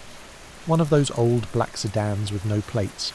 Not something you see every day in the middle of nowhere. I slowed down, expecting maybe a roadblock or construction, but there were no signs, no cones, nothing official. That's when the two guys stepped out, both wearing black suits, dark sunglasses, even though the sun was dipping low. One was tall, maybe early 40s, the other shorter, late 30s. They walked right up to my window like they'd been waiting. The tall one didn't smile, just said, "Road ahead is closed for maintenance. You'll have to turn back." I blinked, glanced up the road, saw nothing unusual. No workers, no barriers, no equipment. "Maintenance," I said. I didn't see any signs. "A private job," the shorter one said flatly. "No exceptions." I wasn't in the mood to argue. "I've got to get through," I said. "I'm trying to get home." The tall guy shook his head. "I can't let you through. It's not safe." I glanced up the road again. The canyon was empty. No lights, no sounds, nothing but quiet rocks and that fading sky. I looked back at their car. It was completely black. No windows I could see through, no license plates, no markings at all. Felt off, but I kept my voice steady. "How long is this maintenance?" "Indefinite," the shorter man said. I looked back up the road again, then back at them, feeling an odd chill creep in. "Is there a detour?" "No," the tall one said. "You have to turn around." I sighed and started to back up slowly. I kept glancing in the rearview mirror just in case. When I looked again, both of them were already back in their car. The sedan started to move, but as I shifted gears, I looked back over my shoulder. The car was gone. No sound of an engine, no lights, nothing. Just empty road and the canyon walls. No tyre marks, no sign they'd even been there. I stopped for a moment, hands gripping the wheel, trying to make sense of it. I thought maybe they'd moved to block the road up ahead. So I started creeping forward, looking carefully. No barriers, no equipment, nothing unusual. I pulled over on a wider spot, stepped out to look around. The canyon quiet, except for the occasional rustle of dry brush in the wind. I checked my phone. No signal. I walked a bit up the road and back, looking for tracks or anything that could explain the sudden vanishing act. There was nothing. I sat back in my car, took a deep breath, and started driving back the way I came. The sky had darkened to a deep blue now, and the first stars were starting to peek out. About 10 minutes into the drive, I noticed a light in the sky. A faint glow, low and steady, just above the canyon rim. It wasn't a plane or helicopter. It didn't move like one. Just hung there, glowing softly, almost like a lantern someone had set down in the sky. I blinked a few times, rubbed my eyes, but it stayed. I tried to ignore it, focusing on the road, but the light seemed to follow me, staying just at the edge of my vision. I stopped at the small diner at the canyon entrance. The place was empty except for the night cook, an older guy named Sam. I told him what happened, half expecting a laugh. Sam didn't say much, just nodded slowly. "You're not the first one to see things like that out here," he said. "Like what?" I asked. He shrugged. "Lights, figures, roads that close up without a trace." I left the diner with a sour feeling, paid, and headed home. The whole way back I kept glancing in my mirrors, half expecting to see the black sedan or the two men again, but the road was empty. When I got home, I checked the news and the county road updates. Nothing about closures or maintenance on the canyon road, just the usual warnings about loose rocks and narrow lanes. I went to bed that night thinking about the men, the empty road, and the strange light. Over the next few days I kept checking for anything else out of place. I told a few friends about the encounter. Some joked about government agents or aliens, but I wasn't sure what to think. The weirdest part, a couple days after, I found a small scrap of paper folded under my windshield wiper. It was blank. I folded it back up, left it on the dashboard, and haven't touched it since. It started a couple of weeks ago, just after sunset on one of those cool, early autumn evenings when the air feels sharp and the sky's clear. I'd been out on the dock by the lake behind my place, just sitting there with my phone trying to take some pictures of the stars coming out. It was quiet, peaceful, the usual. I was scrolling through my shots when I noticed something strange. Off toward the middle of the lake, just above the water, there was this shape, like a dark silhouette hovering. It wasn't moving like a bird or a plane. It just stayed there, completely still. No blinking lights, no sound, nothing. I thought maybe it was a trick of the light or some weird cloud, but the shape was solid, sharp against the sky. I aimed my phone camera at it and zoomed in as best as I could. It was smooth, kind of oval, but it wasn't shiny or reflective, just matte black. I kept watching, and after a few minutes it slowly began to drift sideways, just a few feet at a time. Then, without any noise or sudden movement, it shot straight up and disappeared into the darkness. I blinked, feeling kind of unnerved, but mostly curious. I wasn't sure what I'd just seen. I stayed out a while longer, but the lake went back to normal. Quiet, empty, just the occasional fish jumping. The next morning I found a black car parked at the very end of my driveway. It was one of those older models, like from the early 2000s. Nothing flashy, but in perfect condition, clean, no dents, no license plate. I thought maybe a neighbour's visitor or something. But here's the thing. There were no tyre tracks leading up to it, and no footprints anywhere nearby. The gravel looked untouched. I checked the windows, but it was empty. No one inside, no keys in the ignition. I figured someone had parked there overnight and walked away. Maybe the owner was nearby, so I left it alone. The next morning, same thing. Black car, same spot, same no footprints, no tyre tracks. I started feeling kind of uneasy, but didn't tell anyone because who'd believe it? By the fourth day, the car was still there. Every morning I started leaving a note on the windshield asking if the owner could move it, but the note never disappeared and the car never moved. It just sat there, silent and black. One evening, a few days later, I was sitting on my porch after dinner, and I heard footsteps on the gravel. I looked up and saw a man standing near the end of the driveway. He was wearing a black suit, nothing fancy, but neat, and his face was mostly in shadow from the streetlight. He didn't say anything at first, just stood there watching me. I got up and walked toward him, kind of nervous. "Can I help you?" I asked. He didn't answer right away. Then, in a low voice, he said, "The water remembers." I blinked. "What?" he repeated. "The water remembers?" Before I could say anything else, he turned and walked away down the road, disappearing into the darkness. I ran inside and locked the door. For the rest of the night I kept looking out the window though, but he didn't come back. Over the next week the car kept appearing every morning, but the man never returned. I started noticing other little things. My phone would sometimes show static or strange glitches when I tried to take pictures of the lake. Sometimes late at night I'd hear a faint humming sound coming from the water, but when I went outside it stopped. One night I woke up around 3 a.m. and saw faint lights flickering over the lake. They were different from the first time, a soft blue glow pulsing slowly. I grabbed my phone and pointed it out the window, but the screen just went black, then showed the camera like it was frozen. When I looked up again, the lights were gone.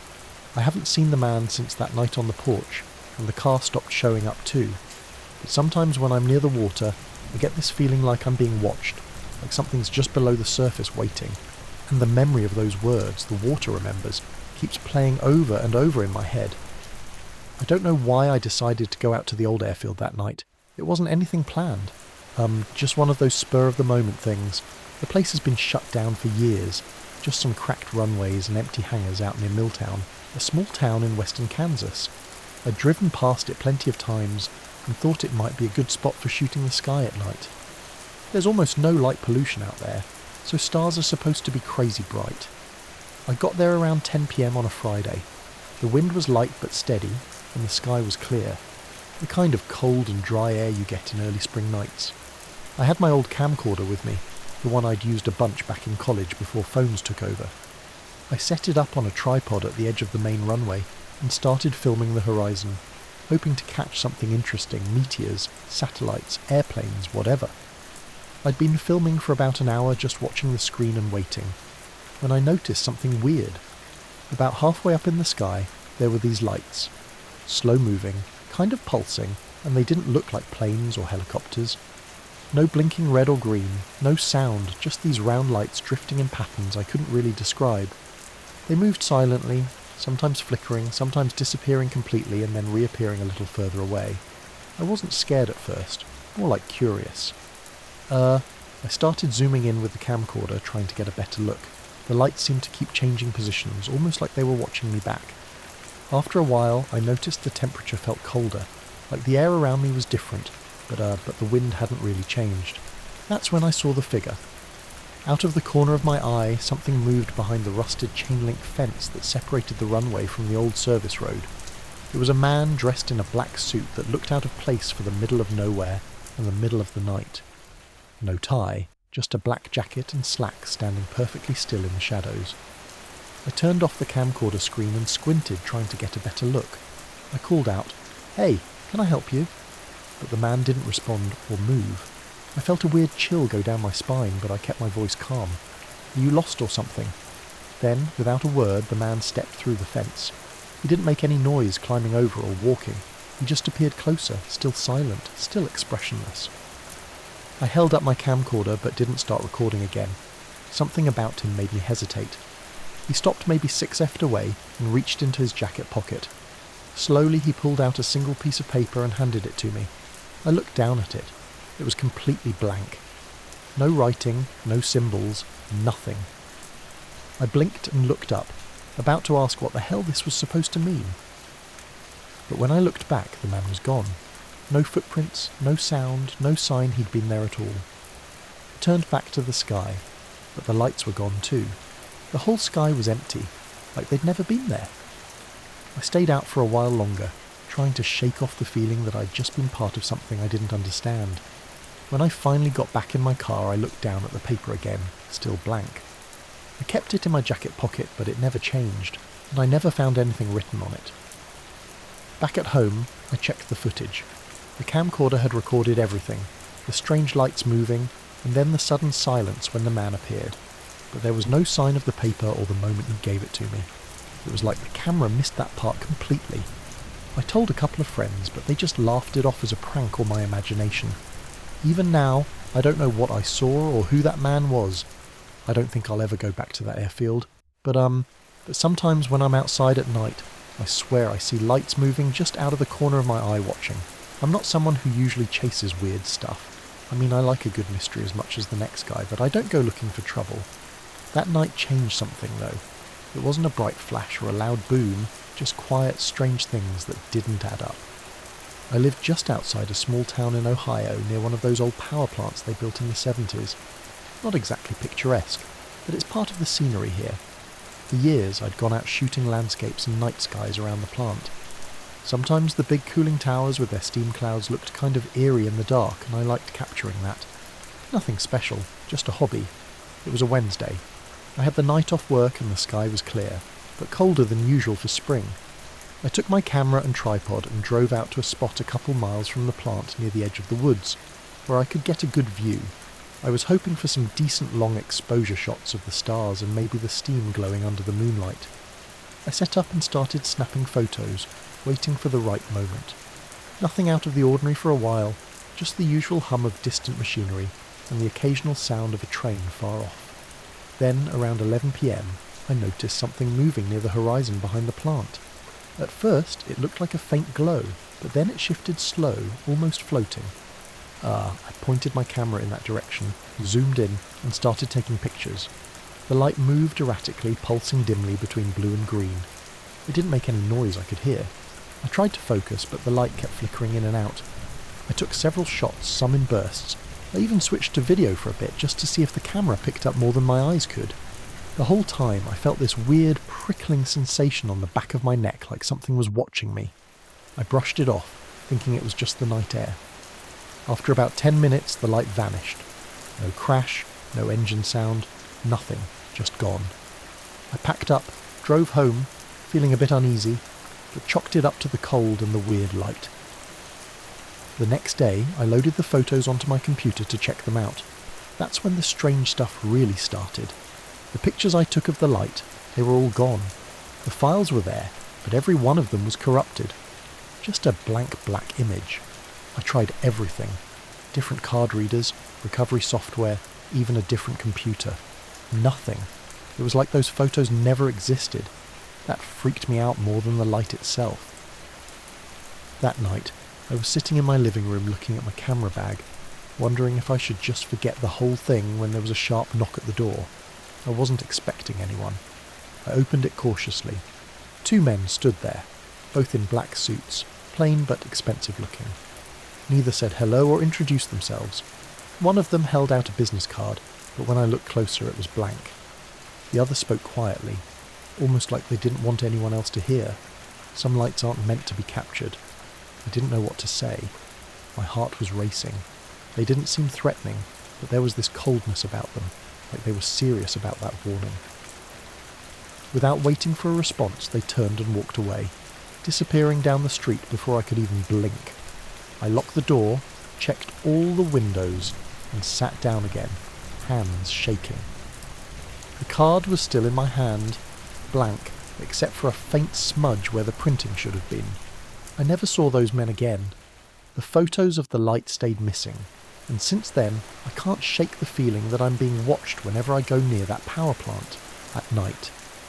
The hum of the machinery sounds different, like it's trying to hide something. I don't know what that light was or who those men were.